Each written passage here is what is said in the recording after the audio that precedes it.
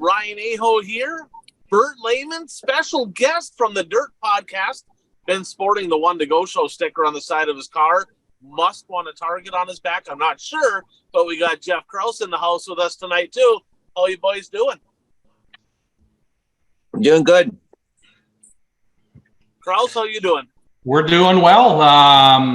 Had a rough weekend in the 29 car, but like I said, we do got one victory with the One to Go Show sticker on that car this year. So I haven't been racing as much, but things are going good. And obviously, I'm on the board at Viking Speedway, so we just had a board meeting, got that done. We're getting up for our big. We got a big country concert here this weekend in town, so we're getting ready for that. Oh, that's this weekend. Okay, yeah, that's a moneymaker. That'll be a moneymaker. That can be. We can bring in some money for that for Revved Up. So David Lee Murphy, Little Texas, and then Darian Lee and Vaughn and the Mohawk, a couple of local acts coming to town. So it's a fun time. Nice. Well, I tell you what, episode 182, boys, brought to you by our friends over at Zeuli's Race Engines. And a little shout out here. I'm going to kind of look through their Facebook page. Tucker Peterson, Zeuli Race Engine, a pair of wins in the street stock, Buffalo River Speedway, River Cities. Rod Lorenz over at Big Sky in the Midwest Mod. Brandon Hackla at Tomahawk in a street stock. Tim Gonska, IMCA. I mean, we'll still talk about him, IMCA guy. Stock car at Brainerd. Jaden Crisp with a pair of wins this weekend in the street stock. Trey Hess. Ty Schuler with a pair of wins. Haley Lee, who incidentally, she's been over your way. She's having a pretty good year there, Krause. Another win for Haley Lee and Aaron Blackland. So, I mean, let's face it. If you want to win races, you need a good mill under the hood. You need good power. You want to win championships. You need dependability. That's what they have to offer at Zeuli's Race Engines. Check them out. If you can't beat them, join them. So, on this week's show, she's going to get bumpy. Wissota, burn it down. Burn it. We're going to talk. We got some hot and heavy news from the Wissota land. Our top 5 moments of the week. Some other news from around the region. We have some fan feedback, quite a bit of fan feedback this week. Pretty excited about that. Our weekly pick'ems, some bold predictions.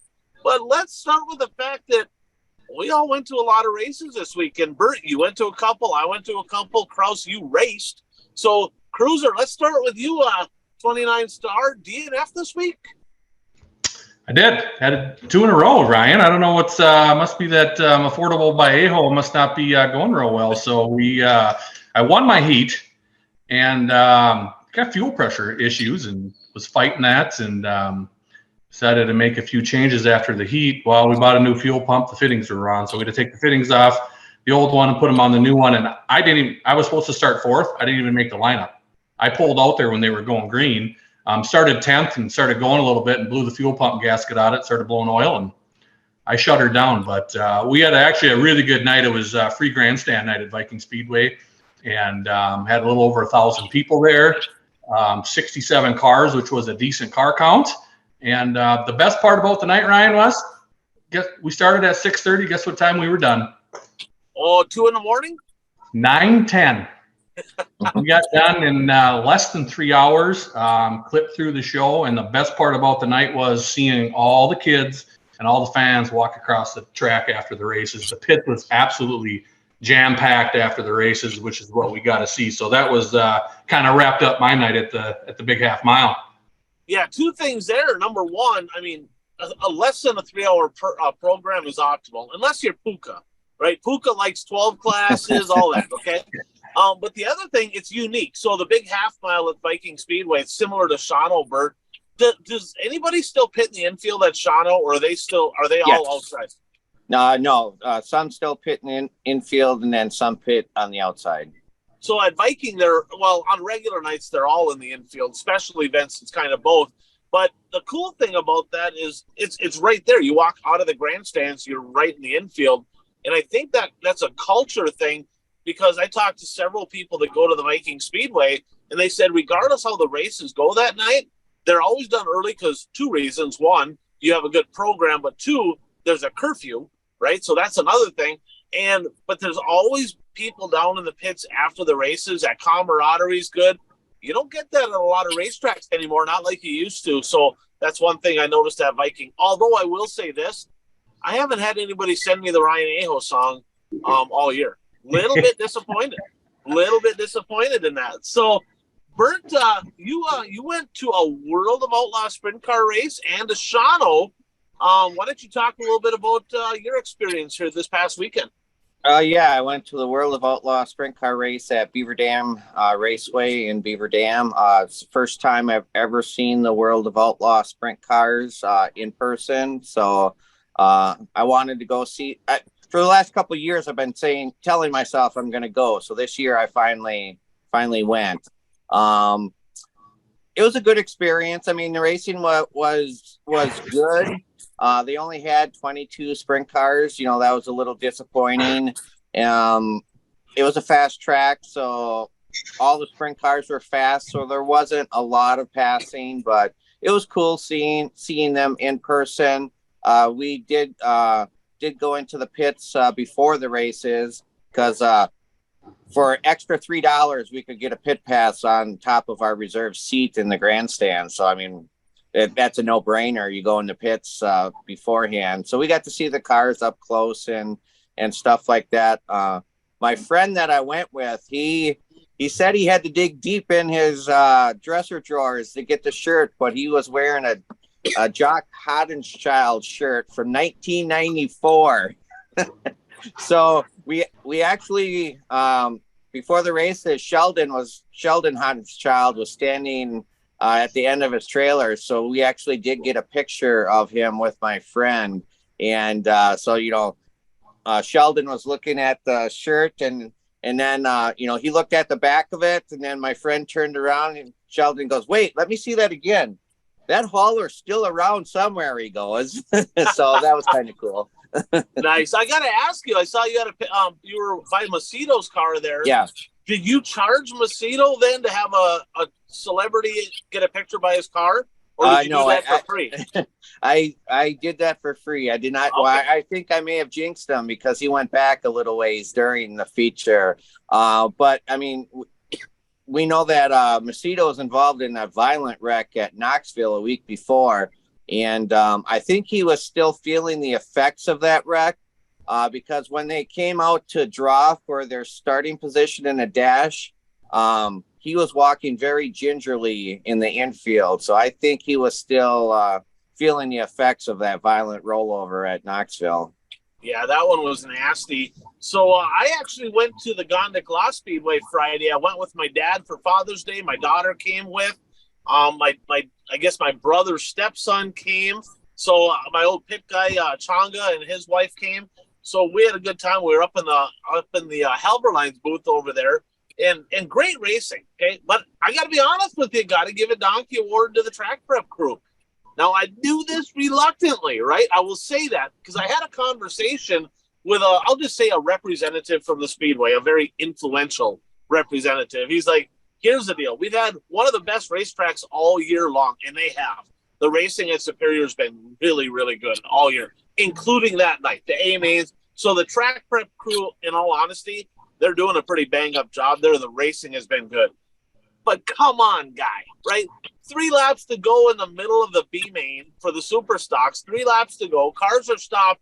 The water truck pulls out of the racetrack, starts watering the racetrack with cars still on the track and 3 laps to go. Now, here's the deal, okay? Under green? It was under yellow. Okay. Yeah, but 3 laps to go. They deuced the bottom. It's one thing if this happens once. Okay, hey, it happens. This is the second time. Bert, second time. They did this in a late model race last year or the year before, and that time it was the high side they watered.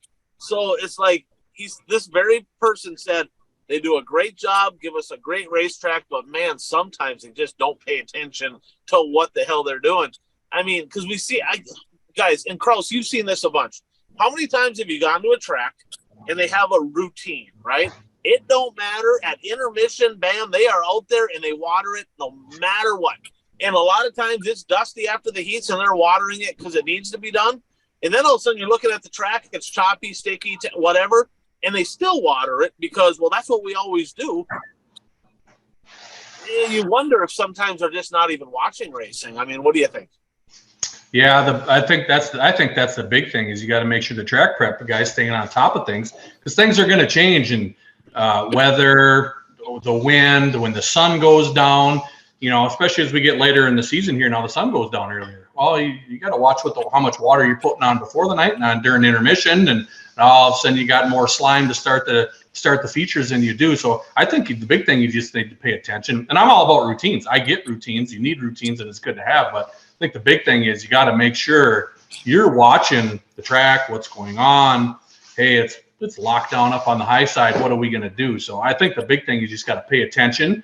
And then, make sure you're on top of things. And that track prep, it's tough, man. It's the toughest job in the world, and you're going to get it right. The percent of the time is not very right. So it's like, and trust me, I got some experience. My dad did it for 30 years. So I know all about the good track prep and the bad track prep and stuff like that. So big thing is you got to stay on top of it, and you got to watch the weather. You got to watch the wind. You got to watch the sun. You got to watch the time of day. And the big thing is you got to watch your race and make sure you get a couple lanes of racing. Right. And quite honestly, watching that B main, guys, it didn't affect anything. So, I mean, it ended up not being a big deal regardless. But when I saw that, I'm like, you got to be shitting me. They're doing this again? Like, seriously? Now, with that said, the two best races of the night, the late model race, Kevin Burdick has got a bunch of wins already this year, and he started pretty deep in that. Now, he got second behind Budislavich. But I'm telling you, some of the moves he put on to get to second, he was impressive. And he had a shot at the win. And I said, Burdick, we watched you race Superstock the last 5 years. You weren't afraid to drive off the side of the people. Why are you afraid of Budislavich? What's he going to do? And he's like, well, I kind of wore out on body work, he said. I'm like, yeah, fair enough. But fun to watch. The modified race. Did either of you watch the late models or the modifieds at Gondikwa Speedway? I did not. Johnny Broken got out to a pretty big lead, and he's been kind of struggling a little bit with setup, but he looked like he was pretty sporty. And there was a few yellows that kind of bunched things up, and Bob Broking was in the mix. They were up in the top three, and Brandon Kopp they were throwing haymaker sliders back and forth. Kopp first of all, Bob kind of got into Kopp a little bit in the front straightaway, kind of brushed him off the wall. And then about a lap later, Kopp went to throw a slider in 1 and 2 and missed by a mile, right? Drilled him right in the door. And next thing you know, Bob's all sideways, and he kind of went ahead a little bit and stopped. They called it on him because he didn't stop right away. He was not happy. Now, it ended up being an incredible race because Kopp and Johnny Broking were throwing sliders. Johnny ended up bobbling, falling to fifth. Shane Sobraski got in the mix, just about got it done. Multiple lanes of racing. Really, really exciting, high-paced racing at the Gondikwa Speedway. So had to give them the Donkey Award, but with a little asterisk, right? Because one little mix-up, but they had a hell of a good racetrack over there. Bert, you went to Shawano. Oh, go ahead. Well, I just want to say, getting back to the water truck in the B-Main, I mean, at least he was doing that under caution. There was an incident at Shawano where the wrecker crossed the track as the leaders were heading down the front stretch during the green portion of the race, and so that would have been a Tom Nesbitt deal all over again. It looked like the one guy lifted, Bert. I mean, did they go yellow on that, or did they stay green? No, they stayed green. I mean, actually, where I sit, I'm not far from where the entrance is, and I was watching the cars, and as I'm watching the cars go by, the tow truck was on the lower part of the track. It's like, did that wrecker just cross the track during the race? And yeah, apparently it did. And luckily, nothing bad happened. Common sense is not common. Let's put it that way. So I'm sure they will rectify the situation after, they'll come up with a better plan than what they have right now. So you got a couple top five moments here. Do you want to talk about Shawano now, or do you want to touch on it kind of throughout the show? I mean, I can talk about some of the stuff from Shawano, then I'll wait for the other things when we get to the top five. Okay. Okay. First of all, it was Racing for a Reason night at Shawano Speedway last week. It's always one of the biggest nights of the year there. This was the 13th year of this, where people donate baskets for bucket raffles. Every year I make a custom die-cast race car, and that is in a bucket raffle. I always try to pick an historic car from Shawano Speedway's history, or something that's special about the car. And this year I made a die cast of Nick Avelink's first ever race car, IMCA modified. And I heard that, he was sponsored by Waltz Bar, and Waltz Bar was a longtime sponsor of Terry Avelink, but Waltz Bar was owned by Terry Avelink's parents, I believe is how it goes. And now it has different owners, but the owner of it now, it's called Peppermint Josie's, and it's on Nick Avelink's car now. But the owner put in a couple $100 worth of tickets, and somebody else from Navarino put in another $100 or so, and they did win it though. They put a lot of money in the bucket raffle and they won it. So it's always kind of cool. But yeah, they raised around $25,000 in racing for a reason, and that money gets donated to the children's cancer floor at St. Vincent's Hospital in Green Bay, which is like 30 minutes from Shawano. So it all goes for cancer stuff. So it's a good cause. Grandstands were packed, so that was good to see. 141 wasn't racing because they had the clash at the creek during the week. So there wasn't as much competition for cars. So Shawano had 130 cars there racing on Saturday night also. So that was a good deal. And yeah, we have a couple of items one from Shawano in the top 5, but we had a first time feature winner in the late model division. Who won? I forgot to even look. Lucas Postel won. Okay. And Lucas Postel is the son of Tom Postel, who was in MJ McBride's pit crew for more than 20 years. I mean, I was in MJ's crew for 20 years, so Tom Postel had to have been in his crew for like 30 years or more. And Lucas races a number 5 in the same design as what was on MJ's car for many of his years. So, it was cool seeing the number 5 back in Victory Lane. And cool story is, Lucas raced number 5 when he raced go-karts, but when he went late model racing, this was after MJ retired. Lucas asked Marilyn, MJ's wife, if it would be all right if he raced number 5, and she was okay with it. Nice. That's pretty cool. I bet you were pretty tickled to see a number 5 late model in Victory Lane there. I went to Sycamore, and they had a $1,400 to win street stock race. We'll talk more about that in just a little bit.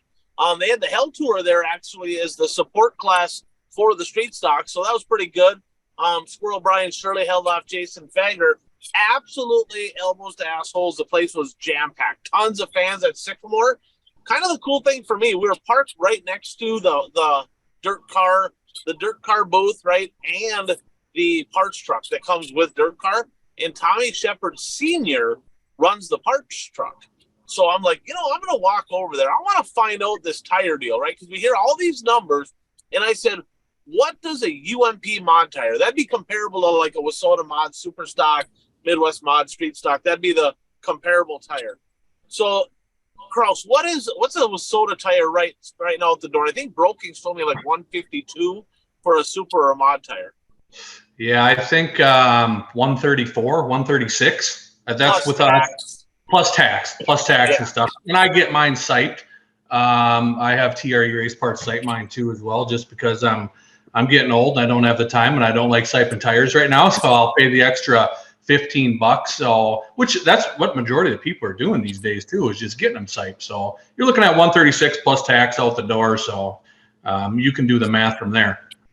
So the tires, Bert, so we'll call it 150 because that's about what Johnny said out the door at theirs. What do you think it costs for the same tire in the UMP version out the door?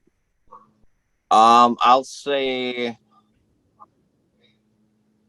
120. 202. Oh. $202. Wow. So, Bert, So guys, street stocks get paid what to win on a regular night? Like $300, $350, somewhere. $250 at Viking Speedway. It's I tell you what, I ran a streeter there for a year. You know that there wasn't much more than $225, $250 to win. Right. Just what I did. So I asked Tommy. I said, "What are the car counts doing? Right, like on regular nights, non-specials with like your streeters, your B mods, those classes." He said they've been about cut in half. He goes, people simply between that cost of tires and they're charging $13 a gallon for race fuel down there. Okay. Between those two things, you could use up one tire and whatever fuel and cost to get there. You could win the feature and you're going to lose money on the night. It is that this just can't happen, right? This has got to change. And, we've had this conversation about tire treatment and so on. And, we get the experts on there, right? And by experts, I mean, people that either have big dollar amount behind them or they have somebody paying for all their shit and they're dead set against tire treatment. Oh, you can't have it. Well, you get free freaking tires. Of course, you don't want it. You want to be at an advantage, right? I know people, guys, and we'll talk about this, that are like, screw it. I am not paying that. Ain't happening. So I forgot to put this in our fan feedback. So I'm going to do it right now while we're on the topic.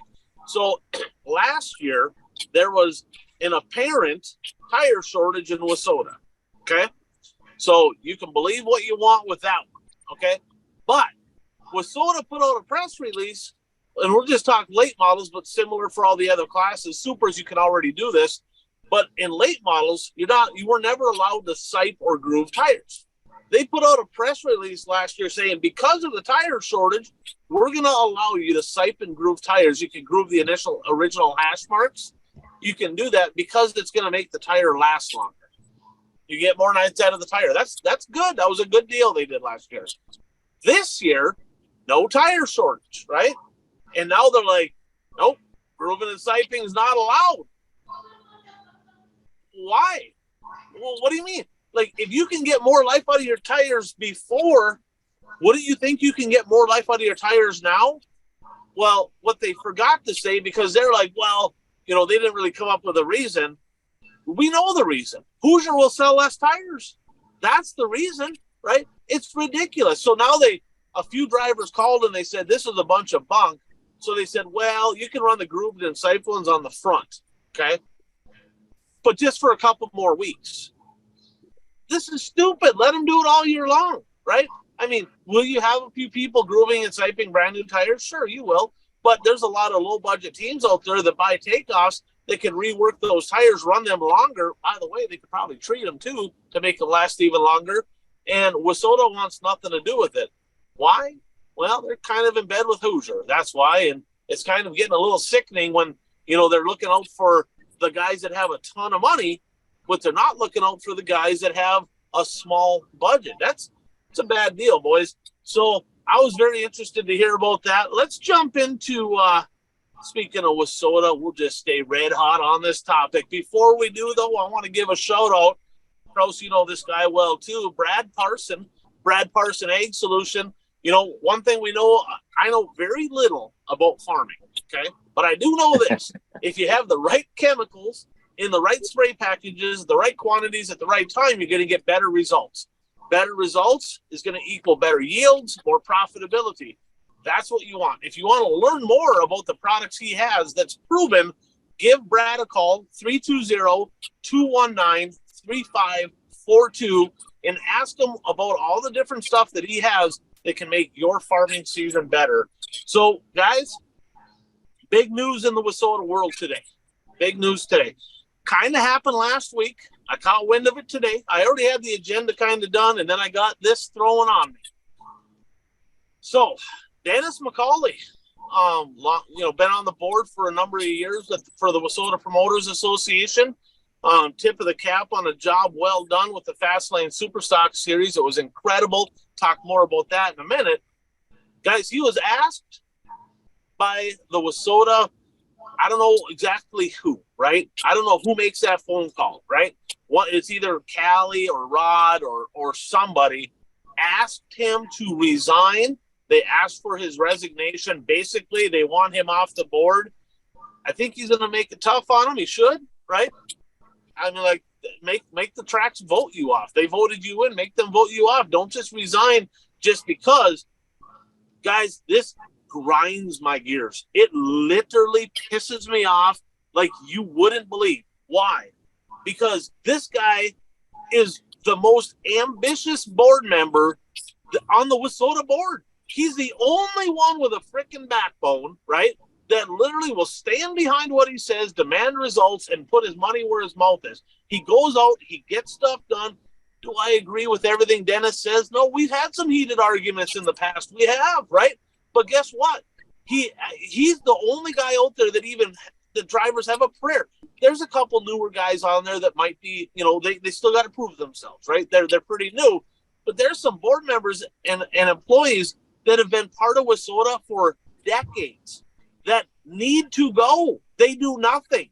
It's absolutely ridiculous. So why did he get asked to leave? Because he doesn't bury his head in the sand like an ostrich and just go, oh, everything's okay. Guys, we live in a world today, right, where nobody wants to hear the truth. They don't want to hear the truth. Like, you give them an opinion. If it disagrees with what their opinion is, oh man, they're mean. It's kind of like, oh, Donald Trump, mean tweets, right? That's the world we live in. So I'm going to kind of talk about exactly why he's getting booted off the board, essentially. And then I want to get you guys' feedback on this. We got a lot to talk about here. So last year, okay, Jeff, you've seen Dennis at your racetrack, I'm sure. Yep. Out of all, there's certain board members, including the president of Wissota, that guy needs to go. I got nothing against Rob Palmer, but he has just literally got to go, okay? Because he don't do nothing, right? He literally he sits back in the corner, don't even go to races. People didn't even know he's the president of Wissota. Why? Because he never goes to a race. If you're not involved, don't be on the board. You gotta go. Okay. Dennis goes to the racetracks. Okay. He goes to a lot more than most. Now, with that said, promoters asked him before, and they said, "Look, you go to a lot of different racetracks. Let us know what some of these other places are doing. Let us know what we can do differently." And some people want to hear the truth and some do not. Okay. So he started doing that last year, and he'd make a list. Hey, here's a few things that I saw were great. Probably a few things that you can work on. Some promoters said, man, that was great. Appreciate the feedback. Yeah, we'll work on that. Well, that's what good promoters do. Well, this year he did the same thing. And there was a track that he wrote down a laundry list like this. You got a whole bunch of stuff to fix here. That promoter threw a hissy fit, put it on Facebook. Oh, he's picking on us, and called Wissota, and this guy's mean, and he's disrespecting my racetrack. I'll be honest with you. I like the culture at this place, but it's a dump. It is, right? I mean, let's be honest. I mean, you just walk into the place and you look and you're like, what the hell? Like, this is awful, right? He's being honest. But it's not okay to be honest, because you might hurt somebody's feelings. You can't be hurting people's feelings. The place is a dump, right? There's so much room for improvement, but if you're not ambitious enough to do it, I don't know what to tell you. There was another track, and I'll just say the other track, right? You guys can all figure out what the first track is. The second track was a pretty prominent track. I-94 had a very short list of what needed to be changed. Minimal. It's an overall pretty darn nice place. We talked about this, Cross, last week, and Bert, we talked about this on our show during the street stock feature at the tour race. They pushed the tires out in the middle of the frickin' racetrack during the race. So he wrote down on his list. Now, keep in mind, he doesn't take this list and blast it all over Facebook like, oh, look what's wrong with this place. He gets the list and he gives it to the track. And he said, I probably recommend you don't push tires out in the middle of the racetrack in the middle of a race. Kind of common sense. Kraus, you've known this guy for a long time. If they did that and he was in second, would he have killed somebody or thrown a steering wheel at somebody, or what would he have done? Those tires wouldn't have been laying there. I can guarantee you that. And he probably wouldn't have a nose piece on his car either. Oh yeah, 100%. He called up F-bombing this guy, and he called all the other board. We got to get rid of this board member. He's got to go. I don't want him at my track. Really? So then you got the other board members and the executive director of Wissota, who is literally nothing more than a politician. That's all this guy is. He tells you what you want. He talks out of both sides of his mouth, okay? He'll say one thing and then he'll do the other. Whatever makes you feel good in the moment so you don't talk bad about him on a podcast. That's the executive director of Wissota. It's starting to piss me off, okay? Guy, get your shit together, right? This is embarrassing, okay? It's absolutely ridiculous. Now, they got all huffy and they're like, oh, you can't be treating our promoters like that by telling them the truth. How's that a problem? How's that ever been a problem? But that's the world we live in today. Another thing he did, okay? I'm just going to say it how it is. The Facebook, the social media stuff for Wissota is an absolute dumpster fire. Has been for a number of years. They hired somebody in there. Well, who did they hire? One of the employees' kids, right? They hired, don't know that person from the man on the moon. But the fact is, I can look at their social media page and be like, they ain't doing nothing. They didn't last year either. Well, he went into a meeting at the end of last year and called this person out. Said, look, you ain't doing nothing. 7 posts that you actually made yourself in a year. What are you doing? This person started crying, right?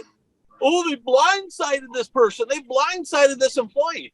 If that employee worked for a regular, like, big company and they were doing nothing and getting paid for it, they wouldn't be doing nothing for very long. They'd be fired. But that person's there because mom's in the office, right? It's ridiculous. He called that person out. A good board member of any organization demands excellence. They demand that you do your job. They hold you accountable. But here, if you do that on the board, because there's so many people involved with Wissota that literally do nothing except for get into the races for free, like, that's all they do, right? When somebody rocks the boat and tells the truth, you know what they get? Blackballed. Oh, we can't. This person's a bad apple. Got to get rid of this person. That is a bunch of bullshit. I'm telling you what, it pisses me off. On those couple topics right there, Bert's going, holy shit, what just happened, right? So on those topics right there, because I have a little bit more, right? But on those topics right there, what's your thoughts on this whole deal? Either one of you. Bert, I mean, we'll start with you. I mean, what's your thoughts when they take one person because he has an opinion and they're like, oh, you got to go. Only person that does anything. Well, I mean, a board member, whether it's with Wissota or of a Fortune 500 company or of a nonprofit organization, I mean, it's their duty to look out for the best of the organization or company that they are on the board for. And, you know, if they see something that isn't right, or if, you know, see people not doing their job, they should have the opportunity and the right to bring that to attention to the higher ups. 100%. Kraus? Yeah, absolutely. And I'm on a board. There's 8 of us that run Viking Speedway, and you got issues or anything comes up, when we have a meeting every Monday during the season, and it's literally every Monday, and if there's something going on, we're going to come in and we're going to hash it out amongst us. There might be pop cans thrown and chairs thrown, but end of the day, as soon as we walk out of that office, we're all on the same page. So you got to be able to take some criticism. It's no different. Do you guys know who Tom Berg is from Race Chaser blog? Yep. He does a great job writing articles, and he can get pretty critical too. And he got pretty critical about Viking Speedway a few years ago, and we took it to heart. And one of his complaints was, got to get these shows a little shorter, you know. And hey, let's get in and get out. And he just wrote a great article about us this last week about how we doing. You know, how we took his, hey, let's get these shows done. We listened to him, and hey, you're going to get criticized. I get it. You're going to get blasted. You run a racetrack, I don't care who you are. You better have some thick skin and you better take it. It's just the way it is. You're going to get this day and age, you're going to get blasted on social media. You're going to get blasted everywhere. You're going to have drivers mad. Oh, it's too slimy to start the B mods. Well, you better know how to deal with it instead of blowing up and all of a sudden let's resign and get out of here. So it's just, you know, I got to know Dennis a little bit with this Super Stock series, and I haven't ran the series, has nothing to do with that. That's the fact. I support my local tracks, and it is a little bit of travel time and to get over there. But you got a guy putting 52 Super Stocks in Rice Lake on a Thursday. You better listen to the guy because there's half the tracks around here aren't getting six to 8 Super Stocks. And what he's done with that series and promoting, came over to my trailer in Red Cedar a couple years ago when I was out there, and I basically had to shoo him out of there because he wouldn't stop talking, trying to get me to come to his series. So he's posting on Facebook. He sends me the flyer every year. He comes to our track. He gave Viking Speedway flyers to give to his track. So you got a guy like that wants to work, and I think you said it. Maybe you got a guy that's working. Maybe he's working too much, and maybe there's some other people going, maybe you're making us look bad, Dennis. But who knows what's going on there? But like I said, you got a guy like that and a voice who's enthusiastic, wants to make racing better, wants to make Wissota better. Let's listen to him and let's see what kind of ideas he's got. And not first time something happens, you're going to run him out of town here. You know what I mean? So it's and I get it. This board stuff. I think Ryan, you've been on a board or two as well. And I'm going on my 4th year at Viking Speedway here, and there's a lot of stuff to do. There's a lot of stuff to do at a racetrack. I'm there. I'm almost there every day during the week. I'm fortunate with my job, I can do that. But like I said, let's sit down. Let's have a meeting. Let's talk. Let's bring Dennis in. Let's talk to see what the issues are and get them resolved and do it professionally. I think that's one word that needs to be used here is let's do some stuff professionally, get this taken in-house. Well, here's another thing on the board, right? I don't know who made the decision they want him to resign. Don't know that. Might be a couple other board members. Could be the executive director. If, in fact, it's the executive director, right? That's not how it works. That person works for the frickin' board. So that's not even a thing. So you talked about he might work too much. That was another one of the things on the complaint, right? They said, well, when you're going to these tracks, you're self-serving. Really? He's promoting freaking Wissota races. What the hell are you talking about? He has a Fastlane Superstock series, which is Wissota sanctioned Superstocks. His job is to promote A, the series, and B, Wissota racing. Like you said, how many was there? 29 cars that ran all 8 shows. Is that what it was? 29 cars ran all 8 shows. Yep. Okay. So, and they averaged like 41 over the 8 nights. 53 was their max. So yes, does he promote that? Absolutely. He doesn't get paid. He should get paid to do it. He doesn't get paid to do it. A lot of money goes back into the hands of the drivers. So he's out there promoting Wissota racing at Wissota racetracks, 8 different racetracks that benefit from his hard work putting that series together. They said, well, that's self-serving. You shouldn't be doing that. Well, I think some feelings got hurt, right? Because they hired a guy by the name of Chris Stepp. Okay. Now, I don't care what people think about Chris Stepp, and I don't think much of the guy. Okay. I just don't think he's a snake. Okay. It is what it is. Chris, if you don't like it, I don't give a shit. Okay. Plain and simple, right? Don't care. Okay. But the fact is, this dude got literally kicked off the Wissota board. Okay. You all can do your own research on why. It's out there. It's public knowledge. Everybody knows why.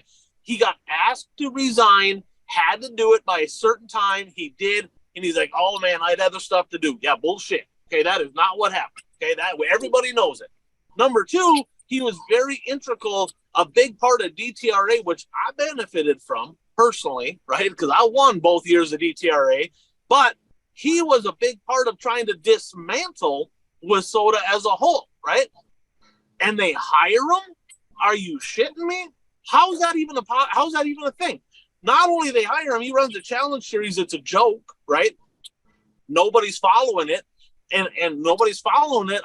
Could be tons. There is tons of reasons, but one of them is he didn't even call all the drivers. He was not willing to do what Dennis McCauley was willing to do, right? Dennis McCauley reached out to all the Superstock drivers.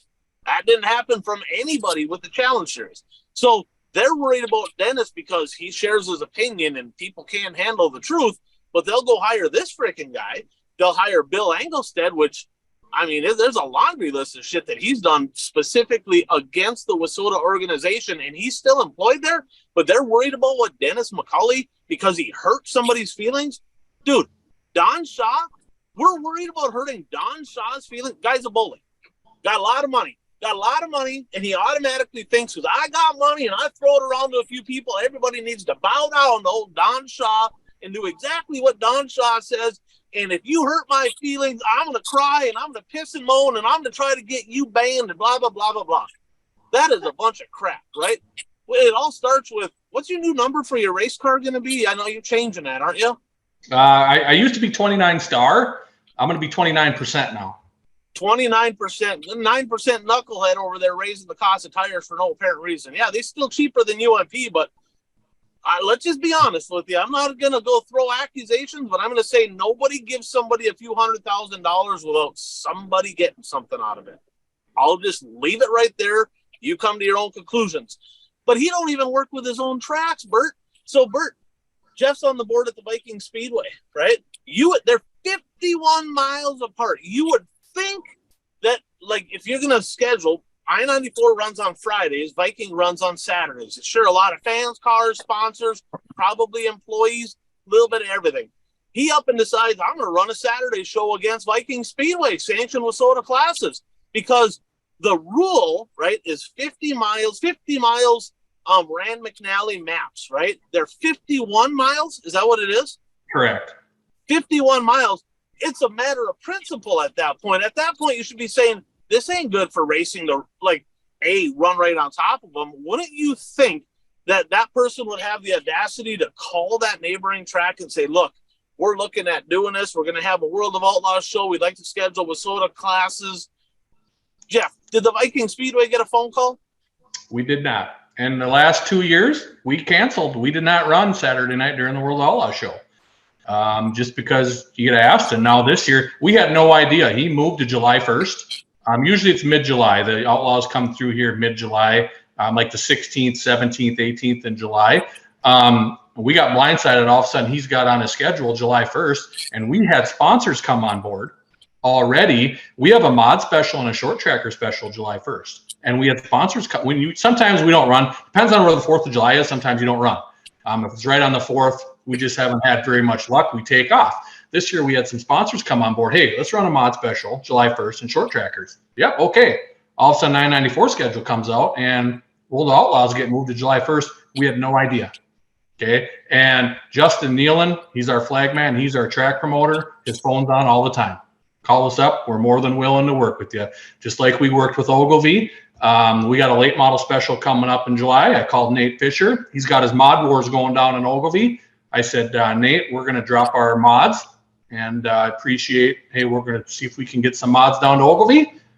Will you help send your weekly late model guys up to our special? Yep, absolutely. Just pick the phone call up. It was a conversation. Hey, great. Nate, thanks for talking. Let's let's work this out here. So Justin's phone's on. We're willing to work with people. But the flip side is when you switch an event, you'd think you'd get a phone call and you'd say, hey, you know what, World Outlaw schedule changed. We're moving to July 1st. You're willing to work with me? Yeah, let's see what we can do here. Maybe you run different classes and we run some different classes, so we don't have the same classes on each night. Let's work with you. But when you don't get a phone call, when you get blindsided by the schedule comes out, what are you supposed to do? Then, like I said, you get sponsors on board that, hey, let's run a mod special that night, and we already had it planned. So, like I said, our phone's always on. Or in this day and age, I know we've had some conversations with Fiesta City already, doing some stuff for next year. And like I said, I talk to Nate Fisher pretty regularly just to see how things are going with him. And since he's a Saturday night track, hey, and I get it, they're different, a little bit different area, but you are going to have some crossover. So you got to be willing to work with some tracks. And like I said, it just makes it easier for everybody, and makes it easier for Wissota, makes it easier for the drivers, makes it easier for everybody. And it's pretty simple just to pick up the phone and make a call. Yeah, and here's the deal, right? Some of these people I don't know very well personally. It's the actions that piss me off, right? And nobody can handle the truth. Nobody can handle criticism. And again, there's some newer board members that I'm going to give them a chance. They ain't been around very long, right? So they got to have some time to prove themselves. But if you're one of the people involved with Wissota that have been here for eons and have done nothing to make the sport better, and you just basically get into the races for free, do us all a favor. You resign. Don't ask Dennis to resign. He's active. He's doing stuff. You resign, right? I'm just going to leave it right there. You make that decision. People know who the people that are working are and the people that aren't. And there's too much dead weight in this organization. And I love Wissota as an idea, right? As a concept. It was a great thing when it started. My whole adult life, Wissota racing has been a part of my whole adult life. But it just pisses me off when people are involved that don't do nothing. And then when one person bucks the system a little bit, oh, that guy's got to go. Jeff, didn't they do that to Corey Egan here a couple years ago as well? Yeah, I absolutely did up at I-94 Speedway. It's Corey. I got to know Corey pretty well up there, and we were doing stuff with him. We had a traveling series with I-94 Speedway there. I don't know if you remember that. We had that the Midwest mods, the late models had a little 6-8 race total point deal, and I think Jason Tennis got on board with Diamond Buick GMC, and they had sponsored that deal, and it was a great deal. And Corey was involved in that stuff, getting some set up, and then all of a sudden, basically, boom, Corey's gone. It's like, well, what's going on here? You ran the track for all these years, and now all of a sudden you're gone. So yeah, it's crazy stuff. Yeah, he started asking the hard questions, Bert, to the Wissota Promoters Association about there's some money. Where's this money? He wanted accountability, right? Well, guess what? That got him blackballed and removed from the board. That's what that got him. I'm just saying, like, if it smells like fish, it tastes like fish, it probably's fish. So every time somebody on the board wants to do better and they buck the system, they're the odd man out. And that's a recipe for an absolute disaster of a future for Wissota Racing. So I'm very disappointed in the organization. I think Dennis McCauley is one of the best board members I've seen in a long time. And hopefully they resolve this. They better figure it out because he's a big part of this and he probably needs to stay. So we'll just leave it at that. So I have a question for you, Ryan. How many national championships you got? 5 Wissota. Are they Wissota national championships? 5 Wissota, 2 DTRA. So I mean, you can say Wissota's been pretty good to you over the years, correct? And I mean, I ran 3 nights a week, 4 nights a week, 50, 60 shows for how many years, Ryan? I mean, I was traveling around the country. Both me and you want to see Wissota succeed. We 100% do. We 100% do. And that's why, I got in trouble last year was, about the cost to go to the Wissota 100. I'm 40 minutes away from the Wissota 100. My car sat in the garage. I'm the second all-time leading Superstock winner at I-94 Speedway. Got track championships up there. I almost won the 100 one year, and my car sits in the garage. I can't afford it. Right. I can't afford to go up there. We're looking out for the drivers. We're trying to help the drivers with costs to keep things down. And then we keep getting hammered. Oh, you guys, you can't say that. You can't say that. I had so many drivers come up to me and say, thank you for sticking up for us with these costs with Wissota. Because as a promoter, and that's what I am now, that's what we need to do. We're looking out for the drivers of Wissota. You don't have any cars? Guess what? You ain't putting any butts in the stands. There's nobody coming. These tracks are going to go down. So that's that big. I think I want to just throw that out there that, hey, there's no more 2 people out there that want to see Wissota succeed more than you and me because we've supported them in the past. I've read it somewhere in the past that when your most passionate people are quiet, it's time to worry, right? We're passionate about racing. We love it. We want to see it grow. And the stuff that they're doing is not growing the sport. It's crippling and hurting the sport. And we want to see change. But certain people, right, if they're not doing nothing, they're like, oh, man, they're picking on us. They'll waste a half hour at the next meeting, right, talking about Ryan Aho, Jeff Krause. Bert's more quiet in the background. So Bert's probably not on the naughty list. But me, you, and Dan, we'll probably get in a little bit of – they'll talk about us a little bit because they got nothing else to do. They're not real ambitious. So we'll just leave it at that. I'd like to see things change for the better, but what happened today is just as you can see, it pisses me off. It is what it is. So our top 5 moments of the week, boys. Bert, I have a question. Now, he was asked to resign. Is he going to resign? He was originally gonna, right? And then I said, I'm like, why would you do that, right? You got voted in by the promoters. Don't the promoters have to vote you out? I can tell you right now, an executive director of Wissota, right? They can't vote you out. They don't get a vote. They're an employee. They're employed by the board. So I think he's going to maybe make them do it the hard way if they want him gone, which I hope is the case. That's a good question. So top 5 moments of the week brought to you by another controversial topic, but with the rising cost of tires, it's important. That's Daytona 1 Performance Lubricants. So I don't know if you knew this, Krause, but Buck, who's the founder of this company, in the Hall of Fame for NASA for lubricants. So the guy knows what he's talking about, right? Well, Jeff, let me ask you this. How many nights a week you running this year? Me? Yeah. Just 1. So is the rising cost of like literally everything one of the big reasons that you're not racing 2 or 3 nights a week? 100%, absolutely. I race off winnings and sponsorship, and when that checking account gets to zero, the 29 car sits in the garage. That's how I've done it for years. That's how we do it. And my dad's got $700 in the car. I will say that he put $700 in the car, and I'm actually supposed to pay him back. So that's where we're at with that. But with diesel, you know how that the old 71A toter and trailer goes. You've made a few trips in that. But like you said, $14 race fuel, 9% tire increase for tires. It's 100% the reason. You start traveling to KRA, and then I supported KRA for years. I supported Fiesta. I feel bad not racing there because I supported those tracks for years. And I-94, I supported those tracks for years. But these costs right now, Viking Speedway is 5 minutes down the road. It doesn't cost me nothing to get there. So it's 100% the reason why my 29 car sits in the garage. So Buck is extremely passionate about bringing the overall weekly racing costs down, right? So he has a lot of different products out there, but one of them is a tire treatment product that will literally help you take used tires, right, and run them 2, 3, 4, 5 nights at a competitive rate. At your track, from what you're seeing, the top guys, how many nights are they running their rear tires? One night on a pair of rears. So in UMP, that would be $404. In Wissota, that'd be about $300. Well, we just talked about it. $300, that's about what it pays to win maybe a straight stock or a B-mod feature. That's not including all the other costs to get in. That is not a sustainable business model, okay? This product here, right, I don't give a crap what Wissota says. People are sick and tired. They want to race. They don't even care about Wissota anymore. They just want to go race. Well, if there's a product out there that's going to help them race at a higher level and for cheaper over a longer period of time, I'm all for it. So if anybody wants information, call Chad.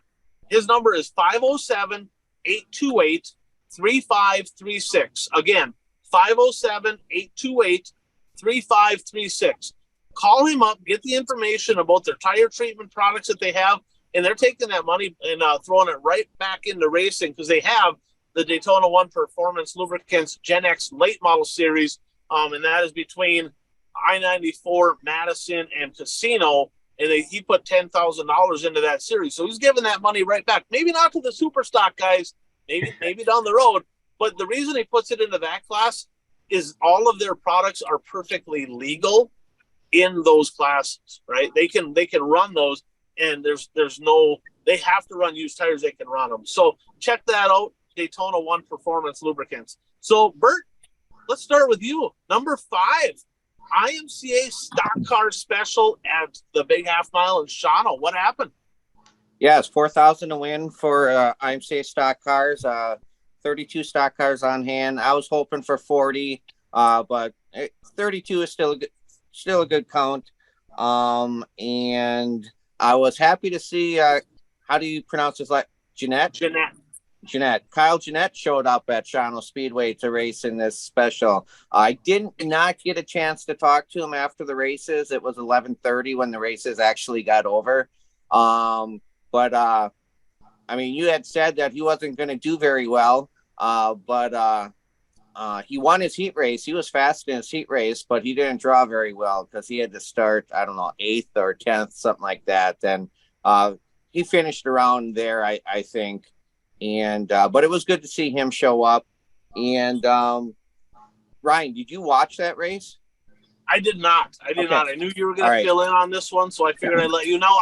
No, that's fine. Before we jump into that, I wasn't saying he wasn't going to do good because he's not a good racer. No, I know. He's hella talented, but they're allowed multiple bar angles, and they got a lot different stuff on the IMCA stock cars than a Wissota street stock. So he was at a disadvantage with his car versus their cars. Mm-hmm.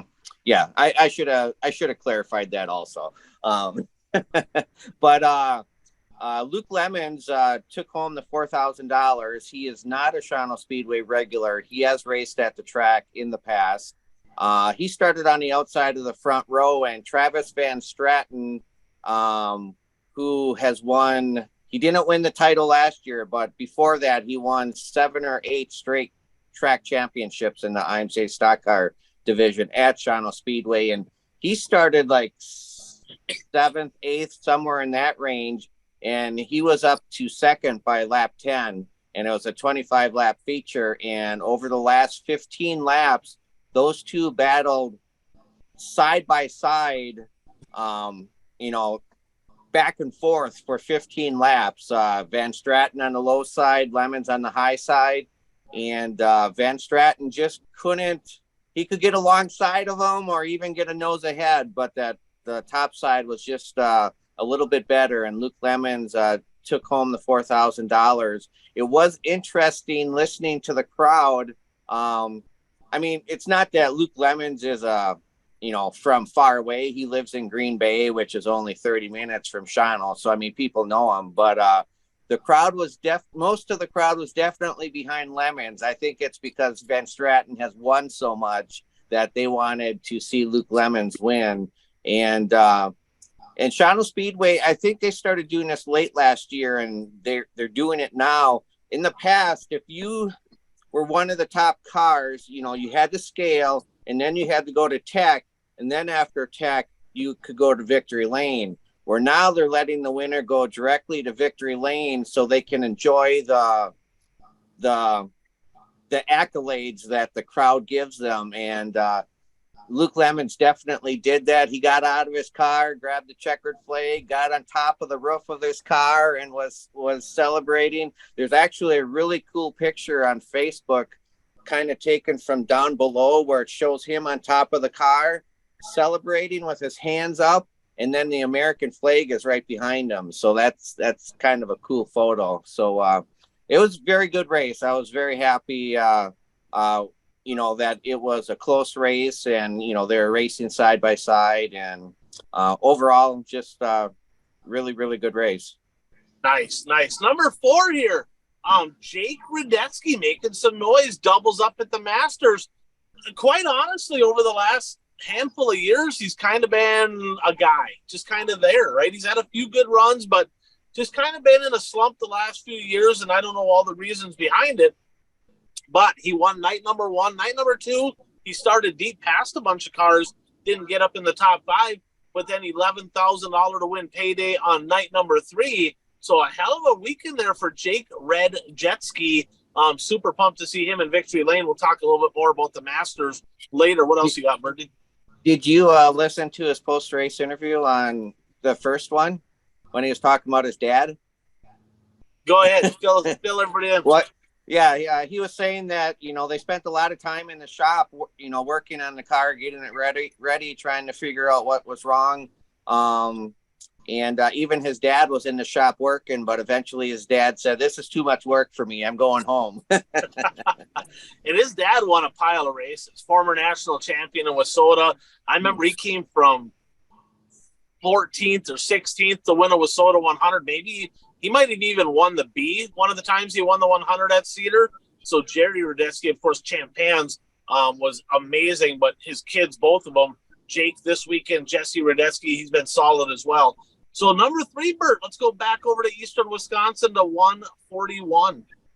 Yeah, Johnny Whitman. I wasn't sure if he was going to race this race after what happened last year, but for those of you who don't know, Johnny Whitman won. Well, he won the $10,000 Clash at the Creek 2 years ago, and then he won it again last year. But last year they took tire samples, sent them in, and the lab said that his tires did not meet the specifications, so they took the victory away from him. But Johnny Whitman, I've talked to Johnny about this, and he's upset because they never gave him the lab results. They said his tires were illegal, but they will not give him a copy of the lab results, which is kind of weird. But anyway, so they took last year's victory away from him. But he went back this year, and I guess he showed it to him, and he won again this year. So 2 out of the last 3 years, and it actually, should be 3 years in a row, without the tire incident last year. So it was interesting watching the post-race interview because Whitman's won like 5 track championships at 141 Speedway, but he is not racing there this year. He's racing at Shawano Speedway this year just because of that. And it just didn't seem like Whitman even wanted to talk because the person doing the interview was Toby Cruz, who owns the Speedway and promotes the Speedway. So it just seemed like Johnny Whitman didn't even want to talk to him. His interview was very short. Let's just put it that way. It's like a congrats. Yeah, don't shake my hand. I had that. Like, Kraus, let me ask you, if you won a 10,000 to win race and they said that your tires were illegal but wouldn't give you the actual results and wouldn't give you documentation, how would that go over? That would not go over very well. That well, first off, it's just common sense. You got to show the guy, hey, and if you got to, and I can't remember what's that tire company down south, whatever they kick out the press release and it says it right on there. Here's what your tire is. Here's the sample. Blah blah blah. It's pretty simple. You better show somebody that it says, hey, it was illegal, and you're going to be mad for a little bit, but you're going to fess up to it and say, yeah, I did something. But you cannot give that guy the sheet of paper. Is it Glacier Ridge? Is that what, or something like down those roads? Blue Ridge Labs. Something down like that. So, and I've seen those. I mean, we did a couple tire samples here in the mods a few years ago. I think we sent in Blake Jetvig and maybe Brady Gertis and maybe Ryan Gerke. We sent them back, and you get the results, and we show it to them, show it to the driver, and say, hey, you're good to go. But a 10 grand race and that happened, no, it'd be someone would be in the hospital and someone would jail, and I would be in jail, and I can guarantee you, no, I wouldn't be in the hospital. The old hockey side of you'd come out. That would be great. So number 2, I went to that race. I went to Sycamore. Dave Dulciak dominates at Sycamore, 1,400 to win. Now, last year we talked about him, and we're like, man, he's going to get a bridesmaid's dress. The dude just doesn't know how to win. Then he finally wins a race, and so Kraus, he won a feature last year, got hit in the left front. Left front's all smashed up. They have you go across the scales, and I've never seen this rule anywhere except Sycamore. They have a measurement from the bottom of the cross member to the ground, but it's a minimum measurement, right? So it has to be, I think, at least 5 inches. But like in Wissota, in the mods, they have a different measurement. It goes from the A-frame bolts to the bottom. Yeah. Here it's from the ground to the cross member. So the cars can only be so low. Well, the left front was all smashed up. They took the win away from him, and that was the only win he got last year. So this year, second on night 1, he won night 2, and then they get to the $1,400 to win race, and some UMP guys came in, and some Fairbury cars came in. He lapped 7th. The hot shot there, the guy that won a bunch of races last year, he was on his rear bumper to lap him at the end of that race. I'm like, dude, don't spin yourself out or him out trying to lap that guy, because I know he wanted it, but he gave him an absolute ass kicking for $1,400. So tip of the cap to my buddy Dave for getting that one done. So number 1, our favorite class here. It just is what it is. Fast Lane Superstock Series. We talked about it. 29 cars ran all 8 shows, averaged over 41 cars. Bert, I don't know if you knew this or not, but going into the feature race last night at the Halberline Speedway in Proctor, going into the feature, the top 3 were separated by 1 point. Yeah, I saw a Facebook post about that today. Yeah, that's pretty good when you have a series and it comes down to the I mean, that's what, I mean, me as a racing junkie with, that likes to follow series and points, that's a dream. Right. Yeah, and it ended up 1 point between first and second. So Shane Sobraski won. I think Dylan Nelson got second, right? And then Spacek got third. So Sobraski, quite honestly, self-inflicted wounds last week, kind of knocking himself out of a couple races. Probably should have won it by more, but he did win 3 features this weekend. Sobraski, your champion. Now, one thing that I really like about this series is they use the old point format. In the old point format, you get points for the heat and for the feature, and it's only 2-point separation between first and second, and 1 point the rest of the way down. So consistency matters a whole lot more than just straight wins. If it was the new format, Sobraski wins that by a ton because he won 4 features. but because the point structure was the old one, the point battle was tighter. Jeff, you're a racer, used to race for points. Your thoughts on the new point structure versus the old point structure in Wissota? Boy, I think the first thing is I've done it multiple times. You get in the transfer spot in the heat race, shut her down, man. I've done it multiple times, and I'm one guy. I got a spotter. I've had a spotter every time I've raced, and you know how the signal sticks are going. Well, that's a top topic right now too. But I got a spotter. You know that. You've raced my car a few times, and he spotted for you even. So, and it comes in handy, especially at the half mile. And I think it's a safety thing more than some things too. Just know what's going on and where it's at. But it is what it is. But that's the big thing is the heat points.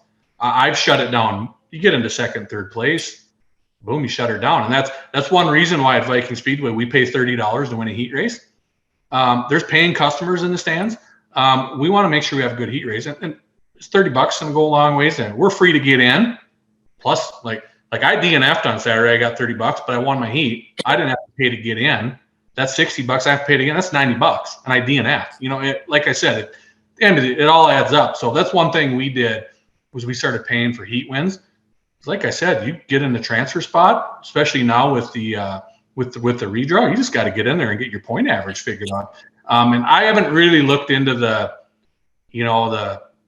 final standings. The 100 points, was it 195, 91, 86, or whatever it is. I haven't really got into that. It doesn't seem like the national point battles have been as close in the last few years. But that heat. That heat stuff adds up. And I remember I raced against Tim Johnson for many straight years there at 3 tracks, and you had to win your heat race back then in the supers.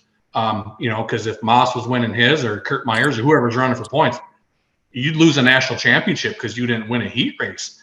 So that's one thing I don't like because there's no heat points. Because you got paying customers and the fans. Let's battle it out, and let's have a good race. So you don't have guys like me that get into third place and now we're going to shut her down a little bit because I'm already in the transfer spot and it don't mean nothing. So I like the old. Looking at it now, I like the point system. I think you had tighter battles, and I just think it, like you said, there's how many years did it come down with you and whoever 1 point, or that one year Timmy and Kurt Myers was 1 point in the supers.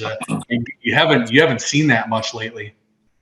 No, and you're spot on. I mean, I know a lot of drivers that they're like, well, I just got to make the invert. Don't matter if I get first or fourth. Don't care. But if you're racing for points and you got to win the heat, now you're putting on a better show for the crowd, and that's what it's all about. So I'm with you 100%. I wish I'd go back to the old one. But, again, tip of the cap to Dennis. Great job for the Superstock Series. Unbelievable battle. Congratulations to Shane Sabraski. I mean, let's face it. I mean, he's 1A right now, and I mean, he's the mark in Superstock racing. The cream always rises to the top. I gave a little grief last week for a couple DNFs that probably he shouldn't have had. But when it comes down to it, I mean, the best guy got her done, and congratulations to him. So yeah, I think he's going to rework that right front. I don't know what he the brace broke and he was running it over, and his nose was dragging. What was going? Did you see the picture of that? I did, and the bolt holes were still in the strap, so to me it looked like the bolt fell out. I'm like, well, right front in a super stock, yeah, you don't need to be bracing that up. The left front you do, so you can move those tires in when they push them out in the middle of the race, and you can just bulldoze them back in. But I saw that and I was like, Shane, you can't be losing a race because of that strap right there. No, 100%. So some other news from around the region. I'm not going to get into a whole in-depth because we have, of course, the weekly shows and the power ranking shows that go into a little bit more depth on this. But a little shout out to Impact Health Sharing. If you're self-employed, pay for your own health insurance, got employees. If you feel like you're paying too much, hit me up, 218-969-1380. I'll get you a quote on your health insurance costs, see if we can help you save some money so you can maybe go buy Jeff a tire or something like that. 9% increase on those, by the way. So, Bert, what else happened over? I know that we're going to talk about this a little bit more in our bold predictions, but is there anything else you wanted to touch on from Eastern Wisconsin, or do you got it pretty much covered? I mean, I covered the major stuff. I just wanted to mention Cody Laney finished second in the Clash of the Creek. Does that name sound familiar to you? Yep. Yep. Okay. All right. Yeah, he's a standout. He's a standout mod driver for sure. Well, yeah, and he raced late models in the Wild West Shootout the last couple of years also. Okay, that's right. Yeah. He's more of a mod guy. Oh yeah, he's more of a mod guy. Yeah, I will say though that while the Clash at the Creek was supposed to be Tuesday, Wednesday, and Tom Berry Jr. was supposed to race there, but it rained on Tuesday, so then they changed it to Wednesday, Thursday. So Tom Berry Jr. did not race the Clash at the Creek because he was at Cedar Lake racing at the Masters. But Dave Kane did race the Clash at the Creek at 141 Speedway, and he did qualify for the feature through the last chance race. I'm not sure where he finished, but he did make the feature. Sound like he got dumped in one of the qualifiers. I didn't see it, but sound like he got dumped in one of them. And I think he either won or got second in the other one. But yeah, I know he made it in. How many cars were at that this year? 63. So it's a little lower. It seemed like there were still a lot of out-of-state drivers, but it didn't seem like the quality of the out-of-state drivers was what it was in the past. They kind of got spoiled because, I mean, Kyle Strickler used to race that race every year. RTJ won it 3 years in a row. Terry Phillips, the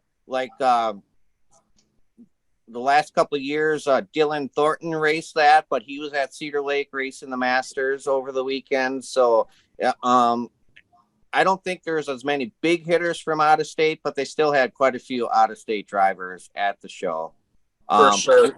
And I do want to mention one thing from Shano. I mean, we've talked a lot about this. Is another thing. If you're going to do this, make sure that you do it properly. I mean, we've talked a lot about lug nuts. Make sure that you tighten the lug nuts.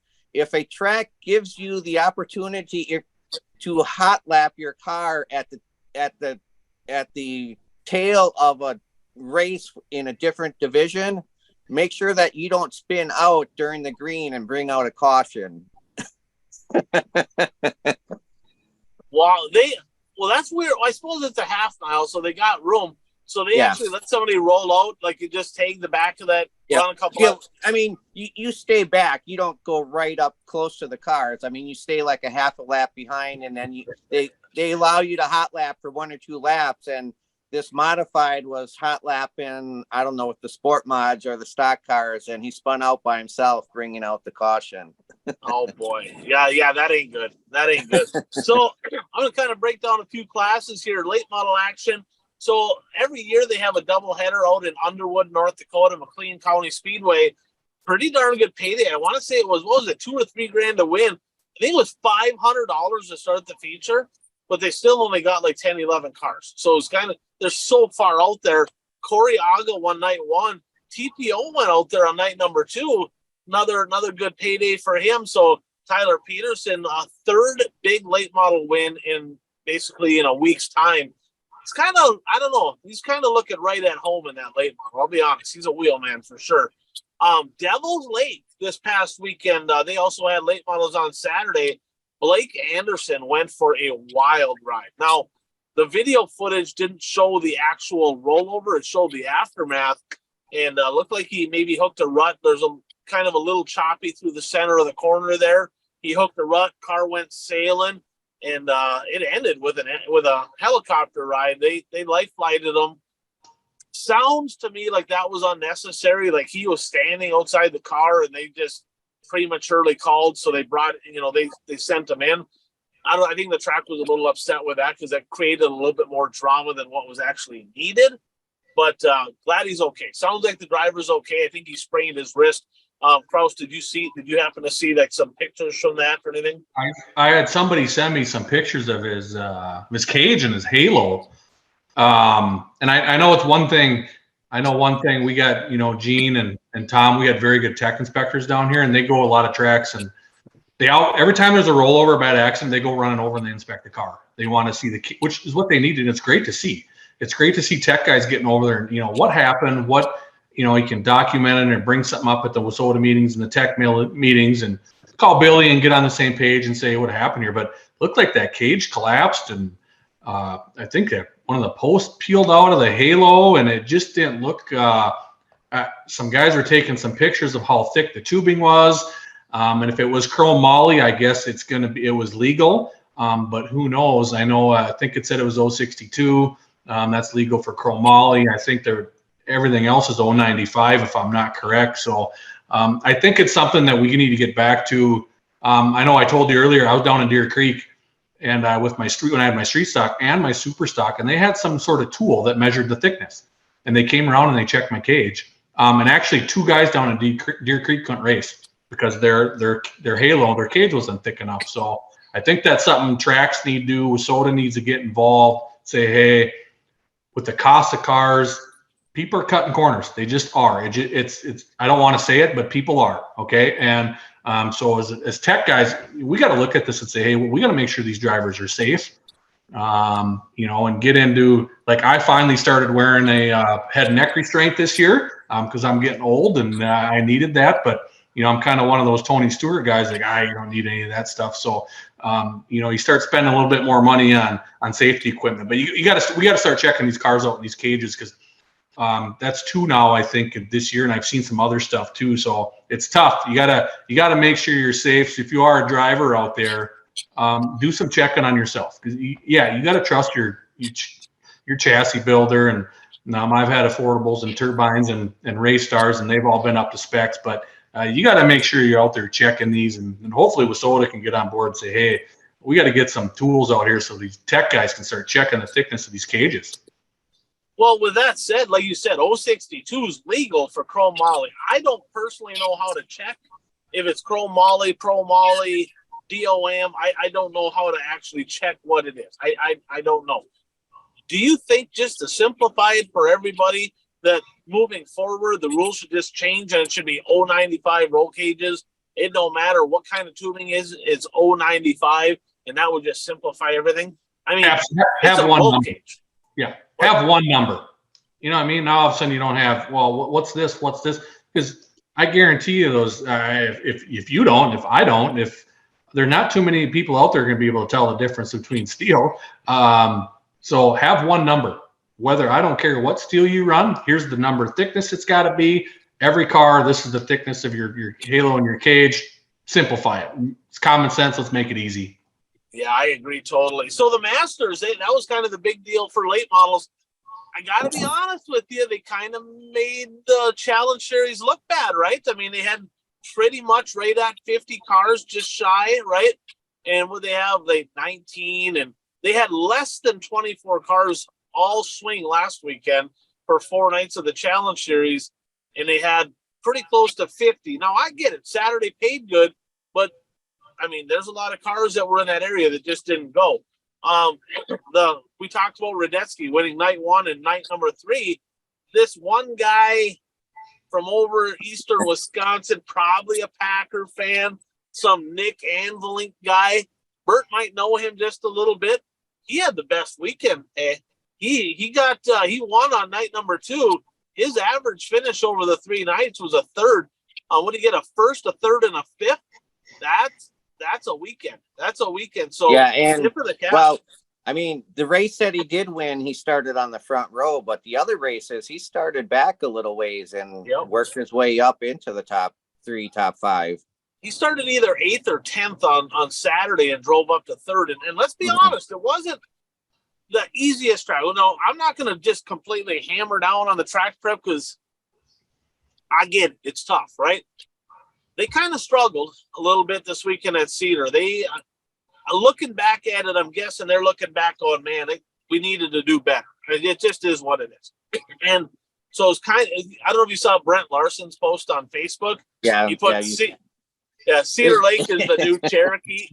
That wasn't anything like Cherokee. Well, the end of the mod feature on Saturday night, that was Cherokee. Right. It was, there was some movement. Radetzky passed. Daryl had a really good run one night. I think Wagaman, he came from like 20th to 4th or something in the mod. So there was passing. It was tough to pass though. It was a different Cedar Lake, just black to the top. The third night out there, I don't know if you guys noticed it. but they watered the bottom early in the night. Like, I'm talking flooded it. And for like 6-8 feet out from the bottom was straight slime all night. And it was like unraceable down there. So what are you guys doing? Grade that shit off, do something. And they never did. So Brent Larson actually drove Eater's car night number 2 and had second. Looked like he was going to run second. I don't know what happened, but he ended up getting a wall down the back straightaway and ended that, tore a bunch of shit up. And a new holiday was invented this weekend. I don't know if you guys, so today is Happy Holidays, Juneteenth, whatever that is. But a new holiday, National Get Punched in the Face Day, occurred down at the Cedar Lake Speedway as well. So Chad Holiday, right? Kind of fitting, right? Chad Holiday developed this new holiday, kind of got together. He got by Eater, and then he yard sailed somebody and wrecked a bunch of cars, including Eater. And Eater spun him out in the front straightaway. I don't know if you saw that, Bert. He spun him out in the front straightaway on the yellow, right? Like he was pissed. I didn't see and that. There was an altercation in the pits, and this guy went to take a swing at Kevin Eater, bigger than Eater, and the old Wisconsin boy kind of put it to him. So got him once in the face, got him on the ground. So we're just going to call that Saturday of the Masters, National Get Punched in the Face Day. We're going to call it that. So kind of fun stuff over there. Eater said, don't make a big deal about that. I'm like, all right, I won't make too big of a deal. So Modifieds, Moonshine Mod Tour, 16 cars.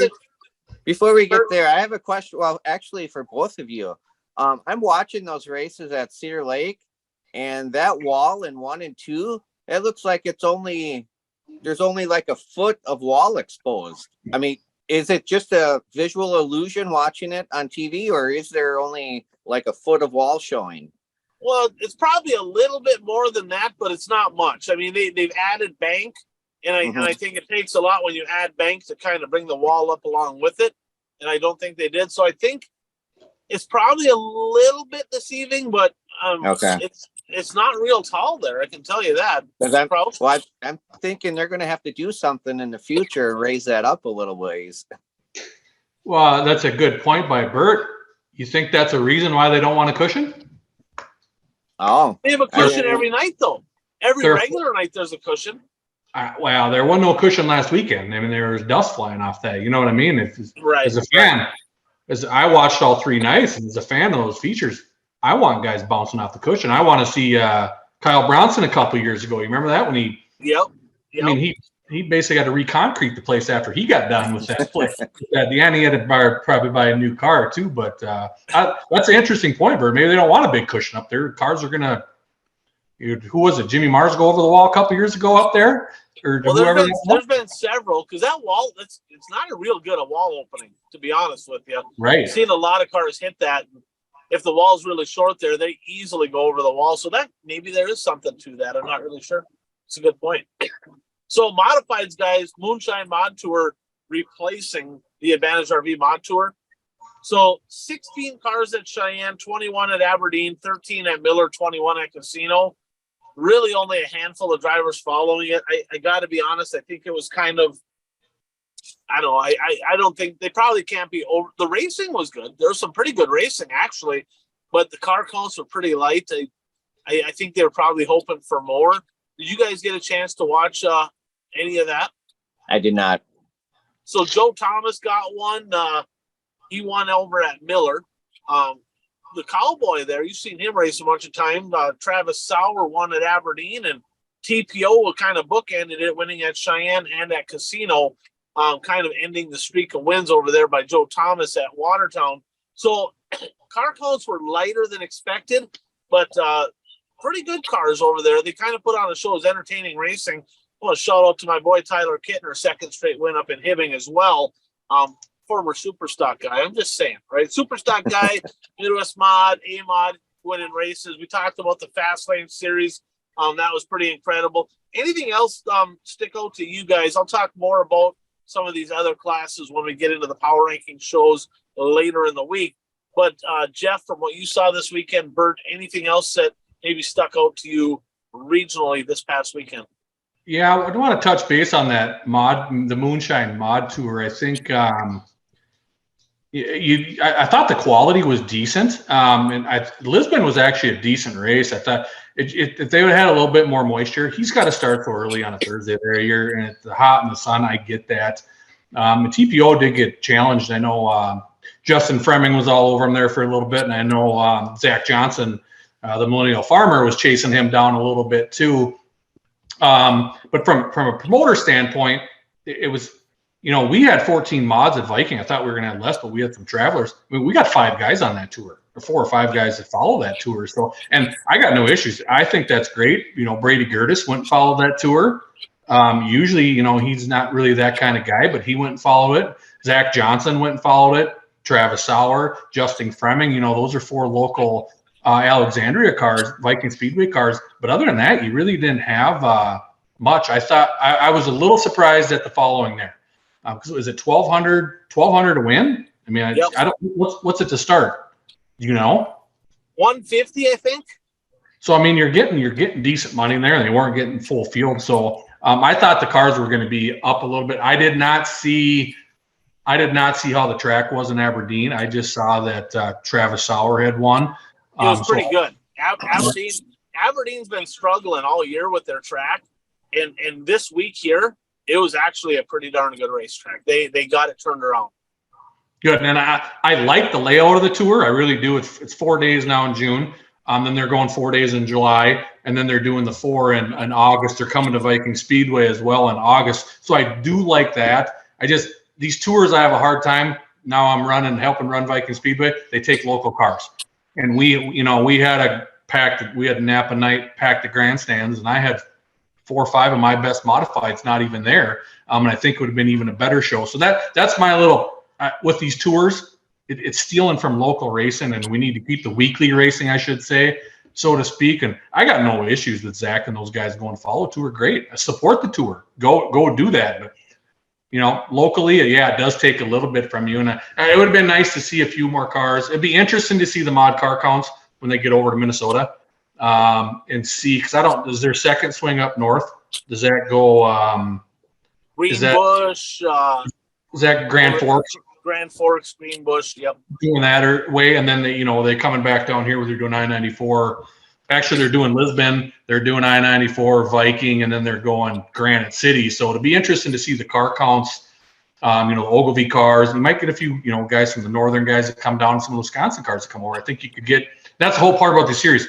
You want to get the best cars from all the regions together. I know we talked about that with the late models. We want to see the North Dakota late models, the Minnesota and the Wisconsin late models come to all the challenge series and duke her out. So, I like the layout of the mod tour. Hopefully I think the car count will pick up when they get to a little bit better. It's tough out there. It's a lot like traveling. No one's traveling these days. There's just nobody loading up and going down the road and traveling. So it's tough. So it'd be interesting to see the car counts when they get over to, central Minnesota. Yeah, I know Eisen said he had the first couple nights of the series went bad, so he just kind of said, heck with it, I'm going home. TPO said, and it did. It looked like rain in Aberdeen, so he said, well, instead of going down there and probably getting rained out, I'll go to Grand Forks with the late model. That's a you make the call type of deal. He had an incident with Strand, and then Johnny Broking and Bob were going to go, but Johnny ended up he's in the process of moving. And he had to get it done this week, and it just worked out that he wasn't able to go. And he's kind of been struggling a little bit anyway. He did get a few wins, but I think he wanted to go, but it just didn't work out this year. But that segues in to our next deal, which is called Fan Feedback. Shout out to buyraceshirts.com. If you need hoodies, hats, shirts, jackets, you name it, any kind of apparel for racers, by racers, check out buyraceshirts.com. I got a message from Dan in relation to the power rankings. And Jeff, you're a super stock guy here. So I've been kind of having old Trevor Nelson on the top spot because he's taken a couple from Sobraski. And his question was, should the 71 and the 78K drop in the power rankings and lose credibility because they did not race the series, right? He goes, I kind of get it, but I kind of don't. I mean, should 7A automatically be higher because he raced against the top cars in the series? What are your thoughts? And at what point do you consider it cherry picking when you're not going to the series? Is 71 cherry picking by staying home? Is 78K cherry picking by not going to the series races and racing places like Bemidji? Your guys' thoughts? Yeah, that's a valid point. I'm going to say to 71, no. That's a long way to travel for him. Right. It's only 100 to start, right? 100 to start the feature. It's 100 to start, and if he would have made all 8, that's 8. Those guys got $800 for running all. I mean, at least you're flipping something anyway. You're about 29% away from a new Hoosier instead of just 20%. But I'm going to say no, just because that's a long way. Ashland, Rice Lake, that's a long way for Trevor to go. And it's no different why my car was sitting in the garage. I was seriously thinking about going to Rice Lake and Red Cedar and seeing how it going. And if I got to come back to Viking, I come back to Viking. But at the end of the day, I looked at the checkbook and said, my dad's like, well, boy, our checkbook's going to be empty by the time we didn't get back. We don't do well. You never know what can happen. So no to Trevor. To the 78K, yeah, definitely. I especially being in this area, and probably a guy who could probably win that series. Just the way he's been running the last few years, I definitely think he'd have a shot. I think they had issues with one night he came home. I can't remember what the Facebook post said, but I definitely think on his part, the way he's been running, I think he could win the series. And who knows, family stuff there's so much these days that come into play with that. But yeah, you got to give props to Shane for running, because Shane likes running both cars. There's a couple nights he had to leave the mod in the trailer because they didn't have the mods there. So yeah, you definitely got to give props for Shane for running, especially you're running against the top 10 that one night was like, whoa, and then like you said, you all of a sudden you throw Timmy Johnson in the mix, Timmy, I gotta throw it out there. You should have gave the old 7A a little bit more in Grand Rapids, because I know if that would have been the 29 car, I wouldn't have had any quarter panels or any doors left. So Timmy, I thought you should have been a little bit more, got after the 7A there in Grand Rapids a little bit more. But yeah, got to give props to Shane for running that. And 78K, like I said, it is what it is. But you can't hold back Trevor for not coming over there. But you can put the 7A above him for winning against the car counts, 41 cars a night, and you're winning. Yeah, you got to give him the nod. Yeah, I would agree. The 7A is going to be the clear number one. Spoiler alert, it just is what it is. But Trevor Nelson has taken it to him, and I'm telling you, and the series is great. I love the series. It's my favorite series, right? But living all the way in Aberdeen, I mean, by the time you drive to your Thursday track, you got to take Thursday off of work, you got to take Friday off of work, and then racing Sunday in Proctor, you probably got to take Monday off of work, right? So you got to do that 2 weeks in a row, and all the travel to get there. It just financially and all that, it don't make sense unless somebody's really forking out some money for him to miss work. Because when you got to miss all that work, he didn't have to miss work probably to go to Aberdeen, or to I guess Monty this week, and then where did he race Saturday? Miller, probably didn't work on Saturday. But looking at this, I don't know what to think about Dexton, because when he runs with the best cars, hell, he won one of the series races, right? He won one of them. So, I mean, he's legit fast enough. Like you said, he could win that deal. But it's one of those deals where, okay, so Princeton, that's a home track for him. Can't totally knock a guy for racing at his weekly tracks. Wilmer, he kind of runs Wilmer weekly too, right? So yeah. Wilmer and Princeton, can't quite knock a guy for racing at home. Brainerd, he kind of mostly runs Ogilvy, but I guess if he's going to run local tracks, going to Bemidji on Sunday instead of Proctor, I mean, I don't know. I kind of get it, right? He's trying to get his first ever Wissota Superstock National Championship. And it's one of those deals where don't hate the player, hate the game, right? You get just as many points winning, at these tracks that you do. I mean, it's 1 point less, but the goal is to get to 30 feature wins. Well, he's at 11, and Trevor Nelson and Shane Sobraski are both at 8, right? So right now he's in the driver's seat. If he gets to 30 and Shane gets to 29, it's over. He won the national points, right? And Tristan Labarge, he's got a lot lower budget, right? That's why he didn't go. He races Hibbing, Rapids, doesn't typically go too much further than that. but he's got 7 wins quietly on the year too. But yeah, I would say credibility, probably not, because he runs good when he does run against them. But as far as power rankings, definitely got to put 7A a notch up. So, Bert, we got an email here from Quentin. He had something in regards to Wissota and IMCA. What do you got there? I'll let you read that off for everybody. Yeah. What does it say about Wissota that 2 former track champions are racing both Wissota and IMCA this year? And then he goes into, excuse me, a little bit more detail. I've been following both Devin Fouquet. Yep, Fouquet. 21 AMOD champion at Fiesta City, and Dave Kane, multiple-time champion at Princeton and other tracks on Facebook and My Race Pass. Both of these guys have 2 cars this year, one for Wissota and one for IMCA. They both have been pretty regular at Princeton, and Dave even went to 141 for the 10,000 to win Clash at the Creek. Dave was at the Wissota Mod Nationals as well. So what does it say for the future of Wissota that some really prominent drivers are leaving? What's your guys' take on this? Jeff, I'll let you take that one. I do have a thought on this, actually. Boy, I don't know. That's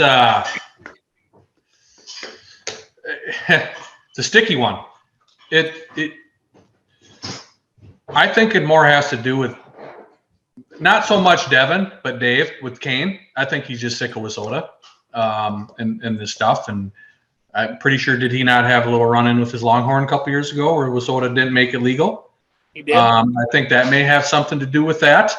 Because the fact that he's one of the fastest mods around, there's no doubt about it.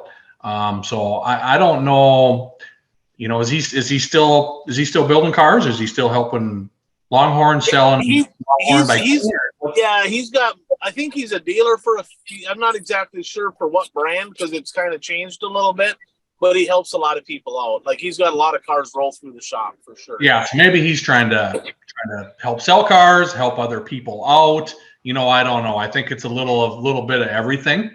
And then who knows? I think there's probably some more paying racers too. Maybe he wants to maybe go run Boone or do something else. The guy's been, it's like me. I've been in the Superstock class for 26, 27 years now, and we were kicking around building a mod this year just for something different.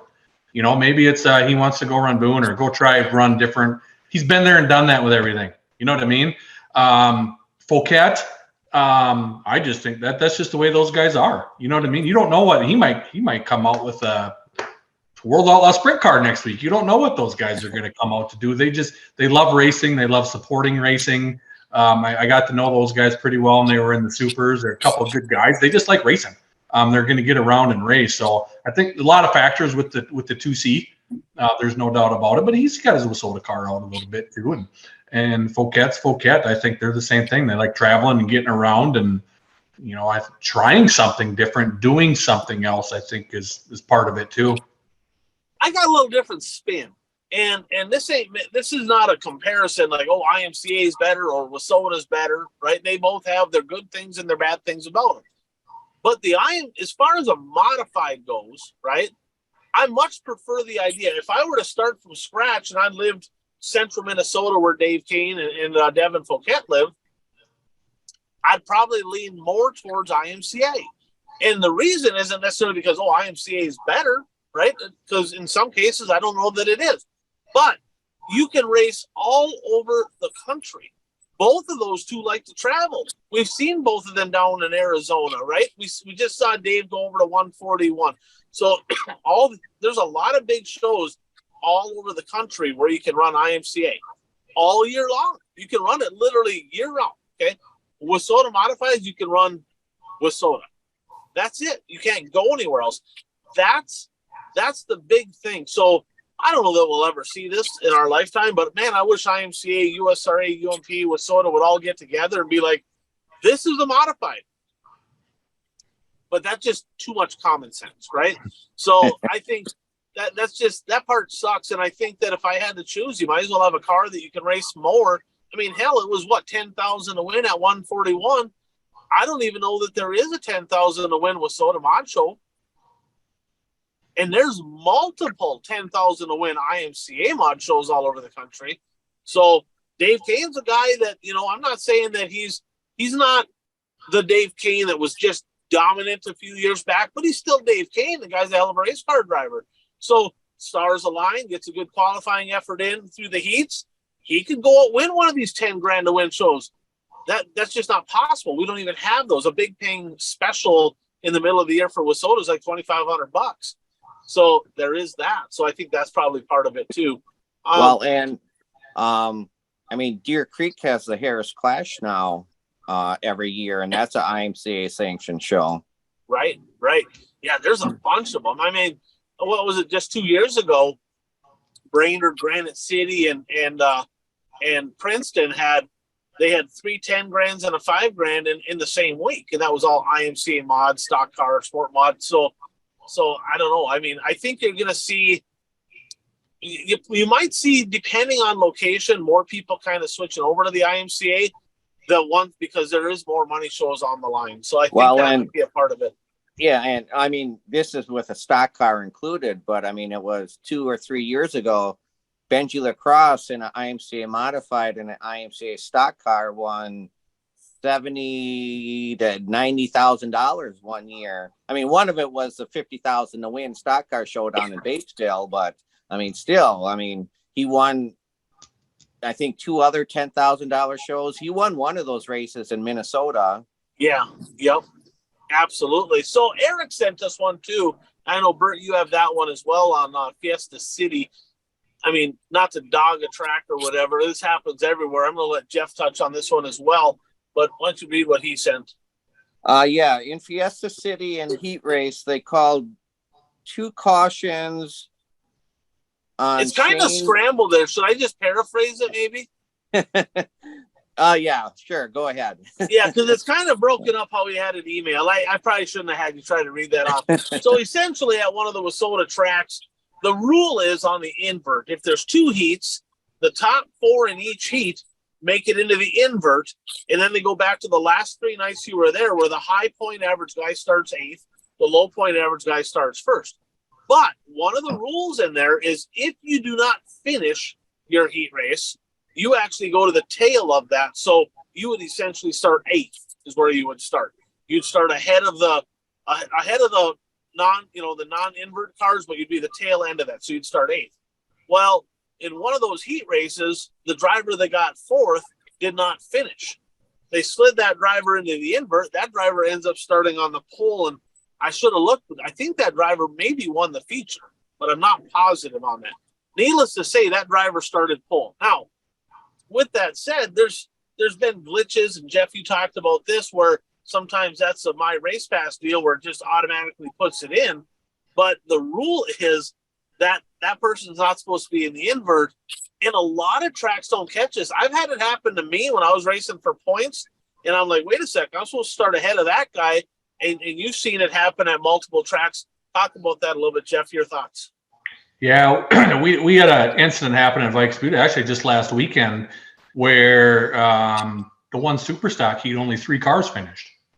Well, My Race Pass automatically took the 5th place finisher in heat 1 and put them in the invert. Well, that's not the case. You got to finish in the top 4. So My Race Pass kicked that 5th place finisher, and he was on the pole. Lucky another driver came up to me and said, hey, this isn't right, and we got it fixed. So a lot of times you look at the lineup, and as a driver, my big knock on it happened to me in I-94 a couple years ago, and I argued, and nobody did anything about it. Listen, it's a big deal. Who's starting on the pole and who's not this day and age with money wise. Just sit down, listen to the people, go double check, look and say, hey, what's going on here? Why are those people upset? Let's shake this out. Let's take care of it. Let's use common sense. Let's take care of it. And like I said, a lot of time ours was a My Race Pass deal. We punched in the deals and it put him on the pole. So it was a My Race Pass glitch. Or the other thing, maybe Bonnie in the My Race Pass, you have to put DNF after a heat race. I've noticed a lot of tracks forget to put DNF or DNS. They just finish 1 through 8. Well, 3 cars DNF'd and it doesn't have that. My Race Pass is not going to know that guy DNF'd and they're going to throw them on the pole. So there could be a glitch in there. But the big thing in these tracks, they just got to work it out. And like I said, it happens. You're going to get lineups wrong. But if it happens, you just got to work it out. Use common sense. Keep things calm, because drivers can get really upset if that lineup's not wrong. I've done it before. Like I said, I mean, I had people on the horn at I-94. This is back when Dick still owned the track, and nobody did anything about it. And the lineup was 100% wrong. And I showed them the next week. Oh, okay. So sometimes it's a My Race Pass issue. Sometimes it's just something you just got to make sure you work it out. Absolutely. And let's just do one last one here. I got a few, but we can't get to all of them. Kyle sent me one. He said, Cliff Sasker, been longtime promoter, owner of the track at Brainerd North Central Speedway. So he owns the lease at Princeton, which is, I don't know if it was a 3, 4, 5-year lease, but this is his last year of that lease. And he's had some health issues. He's not getting any younger. He had some major health issues this past winter, and it sounds like he is done with Princeton, going to just stick to Brainerd at the end of the year. And his question is, what next? Any idea what the sanctioning is going to be? And with that said, once we know that, is there any way to get back to where we used to be with fuller grandstands and 100-plus cars? So the rumors that I've heard, and this is all unsubstantiated rumors, but I've heard them from some good sources, is there's a couple different groups looking to take over the promoter role at Princeton. And from what I've been told is both of those groups are weighing heavily on going back to the Wissota banner. So it looks to me like in 2024 that it's going to be primarily a Wissota track at Princeton. Now, I'm not guaranteeing that, but them are the people that I talked to, and some of the people are involved with this process. So it's looking like it's probably going to go back to Wissota, which is good because, I mean, Granite City's right there, Ogilvy's right there, so that they're the closest tracks to them are Wissota. So it's good for racing in general to have everybody on the same page. How do we get back to fuller stands and 100-plus cars? That's all promoting, right? So this is a driver that sent me this. Be an active part, right? We always say, the promoters need to do more. No, we all need to do more, right? All of us, everybody involved with that racing ecosystem, get out and promote. Bring new people to the racetrack. Bring your car to schools. Get your car out, on the street and, get the word out. Hey, get to the races. Take an active role. The only way to get more people in the grandstands is to actively promote. And Bert touched on this multiple times. You can't just throw a post on Facebook and go, oh, man, we're having racing. That don't work. You got to literally pretend like social media doesn't exist. I'm not saying don't post, but go out and physically promote. And I believe the more people you get weekly at the races and the grandstands, the more drivers you're going to have down the road. That's the way I look at it. What's your guys' thoughts on that? I would agree. I mean, several years ago, I wrote a column about the racing tripod. If any portion of the tripod isn't functioning at full capacity, it's not going to work. And the three things of the tripod are fans, tracks, and drivers. Without, if one of those is missing, the whole thing falls apart. Yeah, that's well put. Kraus, any thoughts on that before we jump on to the next segment? Yeah, it's well, like I said, I got the promoter hat on these days too. And we had an example. We had a show 2 weeks ago. We had a $7,000 loss last year. And we got some people involved. We threw in a second kids night. We turned it into a $2,000 profit. And it was, and it was something different. We do a bike thing at the second half of the year too. But the big thing is right now you have to make racing secondary and you have to have some other sort of entertainment. And I'm in that entertainment business because I coach hockey. And if you come to a Blizzard hockey game in Alexandria, you're going to have people hitting golf balls out on the ice. You're going to have shopping cart races. You're going to have people building fake burritos. You're going to have people running around in knocker balls. We had a guy take stitches this year because he had a knocker ball. You have to take it and do other entertainment and not make the racing the entertainment. And the flip side is you got to make sure at the end of the night the fans are going home happy that there was good racing. But you got to keep them on their toes. When you have water truck races, you better be throwing some T-shirts out. You better be giving away oil changes. You better be doing 50-50 raffles. You better be doing something else other than racing to get people involved in the sport. Like Viking Speedway, 17 and under is free. And I thought it was horrendous when I first heard about it. It's the best thing we've ever done. It's absolutely the best thing we've ever done at a racetrack. 17 and under is free. We are getting younger people involved in the sport. And the flip side is your concession numbers go up. And that's where the profit's at. There's Bert, you're right. You have to get fans in this thing. You don't have fans. That's our number one. We're either in the red or black based on our grandstand. It's just the way it is. But like you said, Ryan, you have to do more than just throw. And I run our social media account for Viking Speedway too. I know it's basically a full-time job. And I only do it a couple times a week. So, but you're right. You got to get people in stands. You have to do other things than just throw the green flag and the checker flag to keep fans involved at the racetrack. Yeah, that's a very good point. So let's jump on to last week's. We have our pick'ems here. We do, and last week, if you guys, I'm just gonna roll through this quick. If something sticks out to you and you want to talk about a particular race, shout out. Otherwise, I'm gonna roll through it quick. But they had the XR Super Series late models last week at Kokomo. Hudson O'Neill parked in Victory Lane. Brandon Shepard second. A little bit of a Donnybrook with those two. Brad had O'Neill, 2 points for Brad. Anything stick out to either of you on that race, or move on to the next one?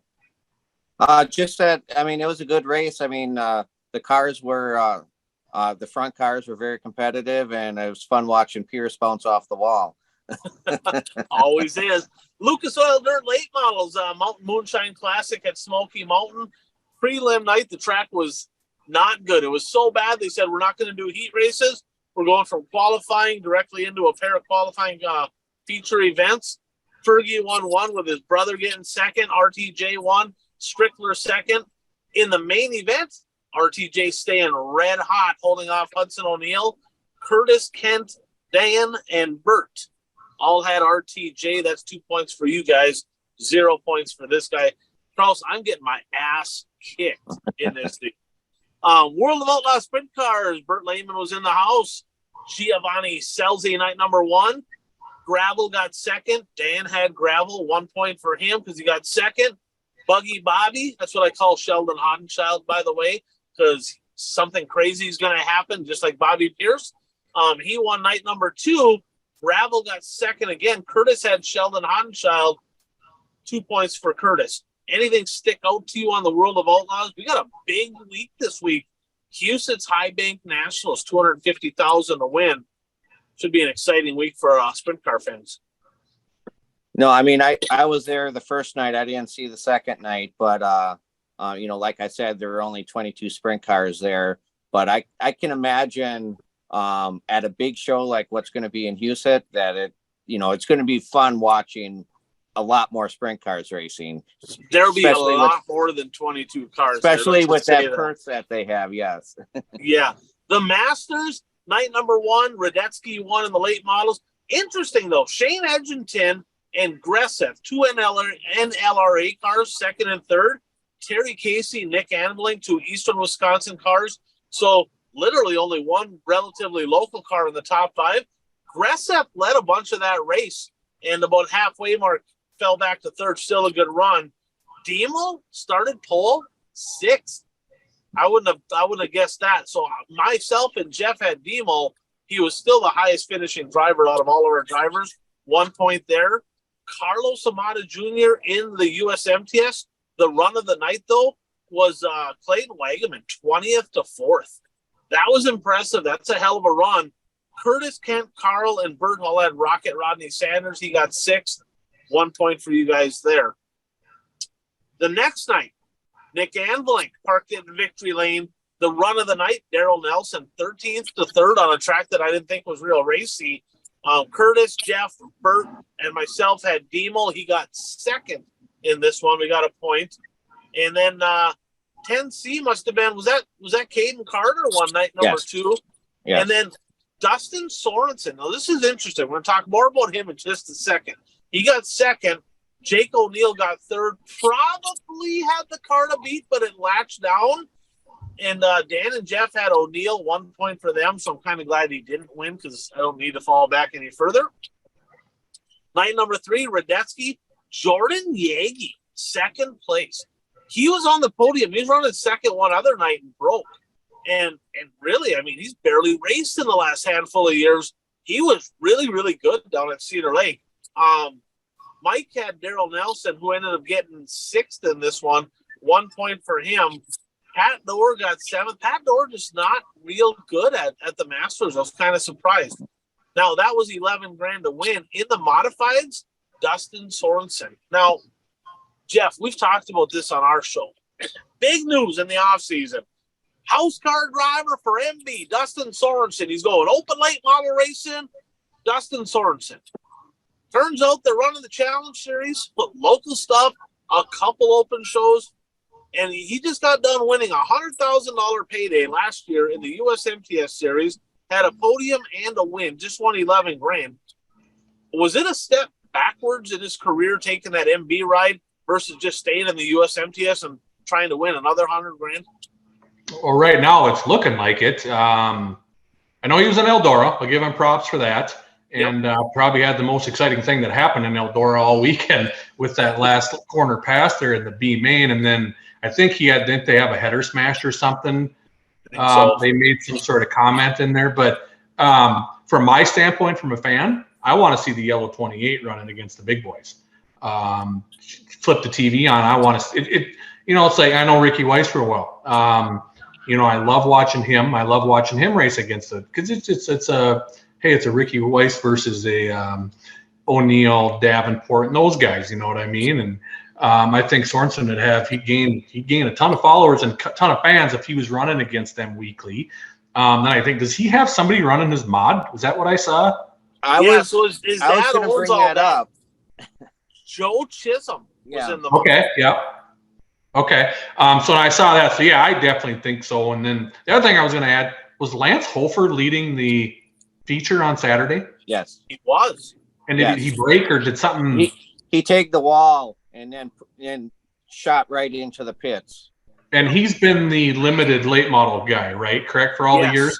Yes. And won a bunch of races there. So props to him for finally giving up on where we're at with limited late models, Ryan. But props to him for hopping up to racing with the big boys. And I think Radetzky even said it in his interview. He's like, oh, boy, was he fast.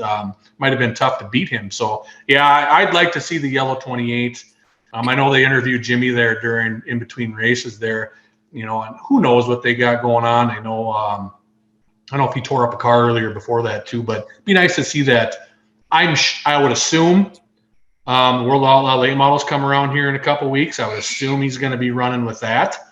And hopefully maybe he can hit some shows around here. But we all want to see that yellow 28 run against the big boys. Yeah, we do. And that'll make him better. I mean, let's face it, the USMTS modifies the cream of the crop. You go win that series, you're a good race car driver, right? So he's proven it. Did it. That was an MB in the modified, so he's got what it takes. Yeah, I don't know their whole story. I don't know what they got going on down there, but you're exactly right. I'd like to see him. And would it be a learning curve? Is he going to go out there and just start the world on fire? No. There's some freaking really good race car drivers, but that's how he's going to get better. And man, I'd love to see that. So, Bert, any thoughts on any of that before we jump on? No, I mean, I agree. And I just wanted to make a comment. I was going to ask, was somebody driving Sorensen's, regular modified? Because in between races, they interviewed him and, this was during the day. And then they showed the interview when they were prepping the track. But they asked him, what's it like to see somebody driving your mod and bouncing off the wall? And then he said, well, now I know how my dad probably felt when I was bouncing off the wall in it. Exactly. Well, his dad was a good driver too. So our standings right now, Curtis is at 80. Mike and Bert. Bert was in almost last year, about a month ago. You're in second at 72 with Mike. Jeff's at 65. Dan's at 64. Myself and Kent at 62. Not good. Brad is at 61 and Carl at 54. When I was almost in last, you were 3 points out of first. Just saying. I'm just sucking it up. I got to be honest. It's not been good. So this week, 4 nights of World of Outlaw sprint car action we're picking at the Huset's. Huset's High Bank Nationals. Lucas Oil Dirt Late Models, we're going to pick the finale for the Firecracker 100 at Lernerville. Wissota Late Model Challenge Series at Ogilvie and Granite. Over and under, guys. Central Minnesota probably going to get a little bit better car count than what they got like in Wilmer and stuff.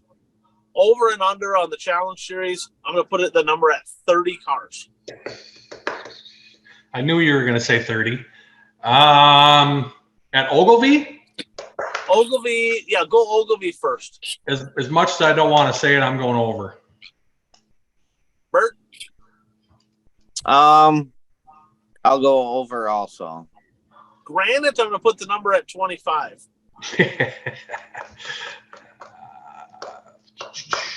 I'm going to go over there too. Me too. Okay, I'm going to go under. I hope they're both at 40.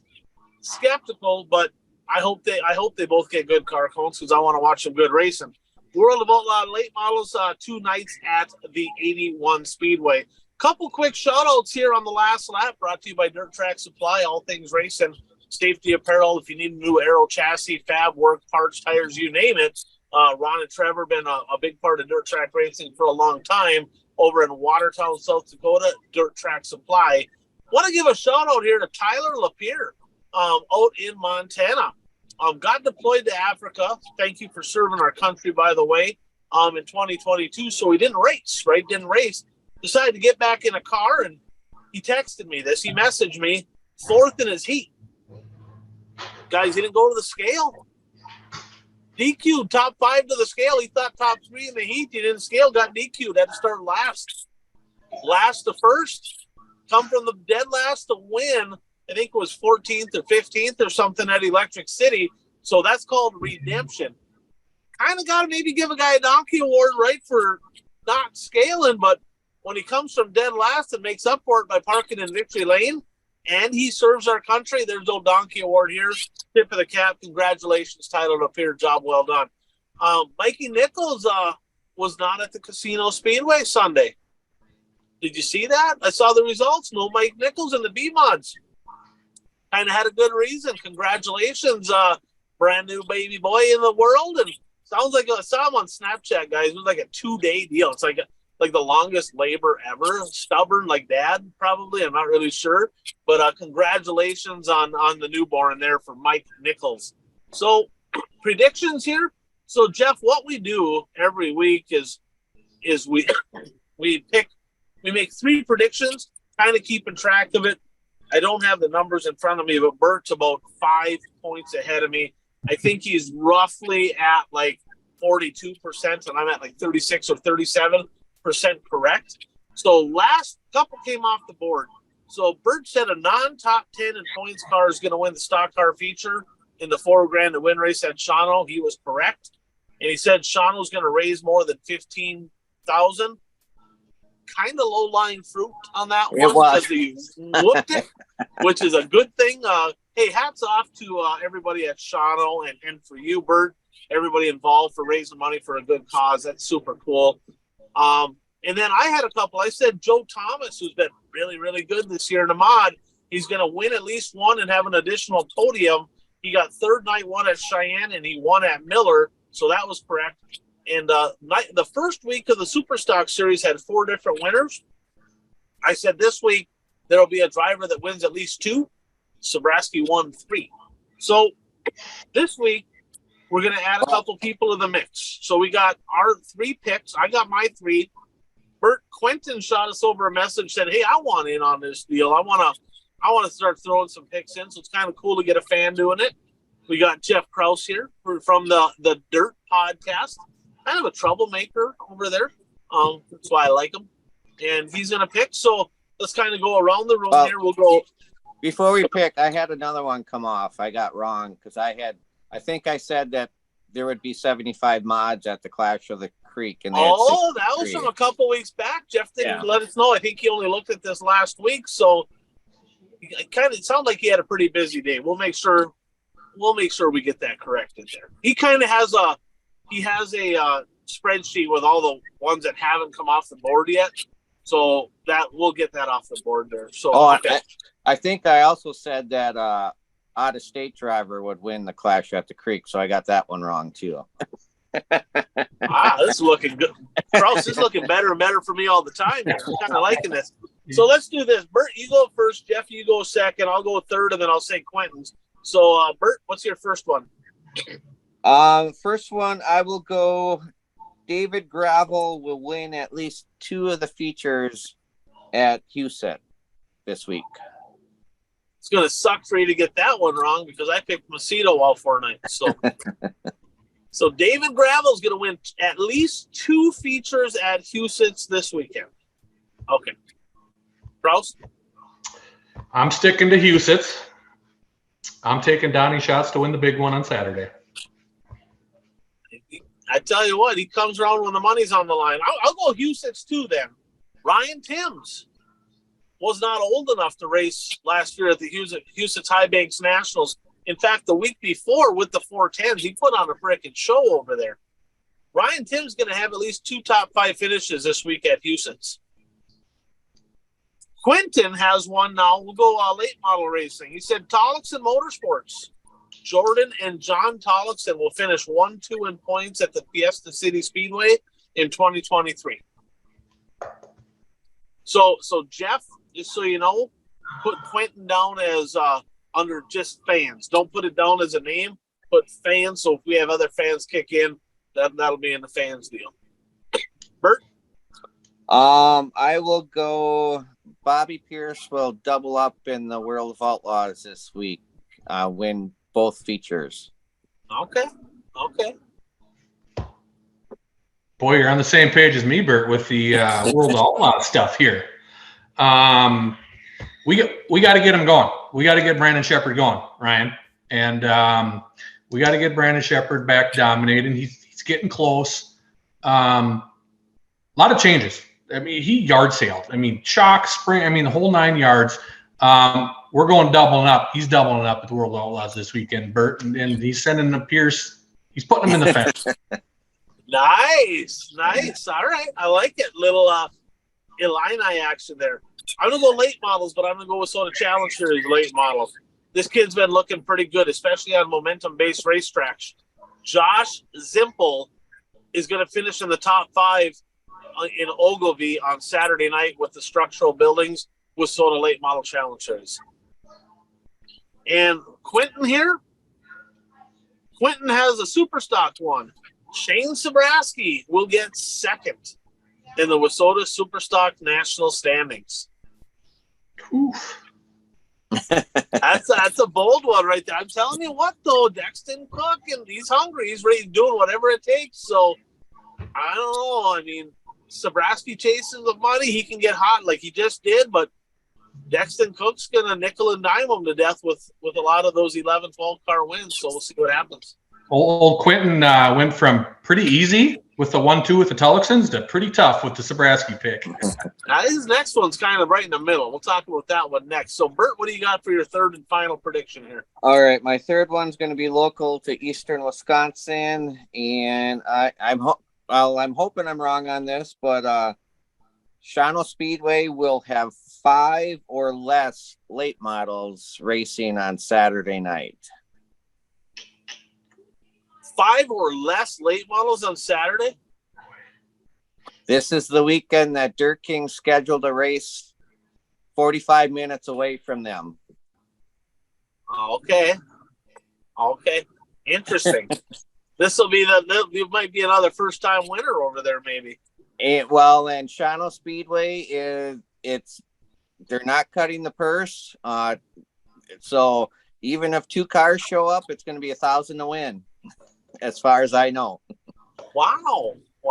That's unfortunate that they had to do. Lack of communication again, Kraus, just like we see on your end over there with I-94. Well, Dirt Kings, and unbelievable. The thing is, the Dirt King Series races at Shawano Speedway twice during the season. Most of the well, maybe not most, but a good share of the drivers who follow that series are Shawano Speedway regulars. Right. And then they scheduled a race against them on a Saturday night at a track that's only 45 minutes away. And now, I mean, in August, they scheduled one on Saturday night, but that's in Deer Creek. So, you know, I can see more drivers not making that trip. But, you know, the 45-minute trip for 4,000 to win, 400 to start. Wow. Okay. 5 or less. All right. So, Jeff? Well, you threw me on the spot here with these bold predictions right before the show started. So we're going to have a little fun with this last one since my co-host Dan is going to Houston this weekend. Okay. My bold prediction is that he will break a lawn chair while he's watching the races. So that's going to be my bold prediction. He is about 6'8". I won't say his weight, but he is a big guy. And he is my co-host. He's been bragging about, I'm going to Houston, how awesome it's going to be. And we hope it is awesome. But Dan is going to break a lawn chair from sitting on it at Houston Speedway. All right. So somebody with him is going to have to let us know if that actually happens. Maybe we get a picture of that right there. I'm going to go with Wissota late models again. I'm going to go out to the Devil's Playground, Devil's Lake Speedway. They have the Golden Hammer this weekend, NLRA event, $5,000 to win. Mike Gresseth won it last year. He's going to win it again this year. Gresseth going to go back-to-back at the Devil's Playground. And the final one for Quentin, Wissota Street Stocks. The Wolverine, Dustin Vogel, is going to win 3 or less A-mains in Wilmer in 2023. That's kind of bold, right? I mean, Brower's kind of coming in there and whatever, but Vogel's typically pretty darn good at Wilmer. So 3 or less for Justin Vogel at Wilmer. I don't know that he's won one yet at Wilmer. Maybe one. I guess I don't. I should have maybe looked. I don't know if he's won one yet or not. Boy, I don't know if he has. He may have one. But like I said, there's been win this weekend. I saw he was there. I didn't even follow up. I know I was doing some fantasy on my race pass, but I didn't even follow up to see who won that deal in Wilmer. But there's been some travelers coming into KRA, and it's always been like that in the streeters. So that's a pretty bold prediction there. It is. So any closing thoughts? So again, let's do this. So we got Jeff with us from the Dirt Podcast. Tell everybody where they can find the Dirt Podcast. You can pretty much find the Dirt Podcast pretty much anywhere.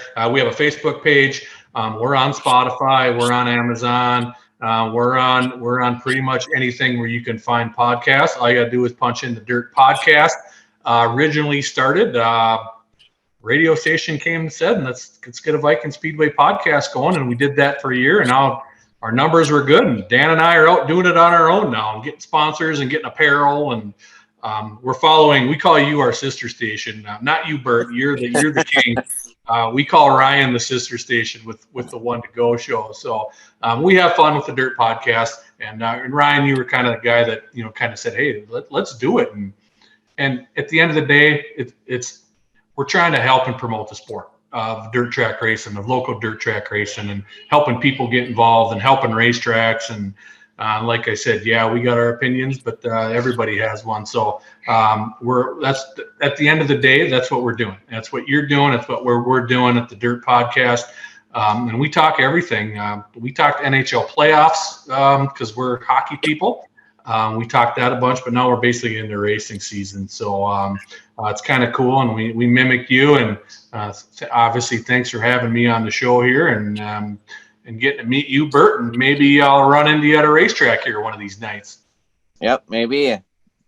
Absolutely. Well, thanks for coming on, Bert. Any closing thoughts on your end? No, it was nice meeting you, Jeff, and it was fun doing this podcast. I don't even know if I want to look at the clock because I have a feeling it's been longer than 2 hours. It's been a little while. We got a little long-winded in a couple spots, but that's okay. Our truck driver friends get something to listen to. I want to give one shout out to my parents on the 16th. They got the party coming up this weekend, but they just celebrated 50 years of marriage. So congratulations to them. I owe a lot, way more than I can ever give back to my parents. So love them both, and congratulations on 50 years, hopefully 50 more. So thanks for coming on, guys. Always fun talking racing. Thanks to all of our great sponsors, and we'll see you guys next week. Thanks for tuning in to the One to Go Show.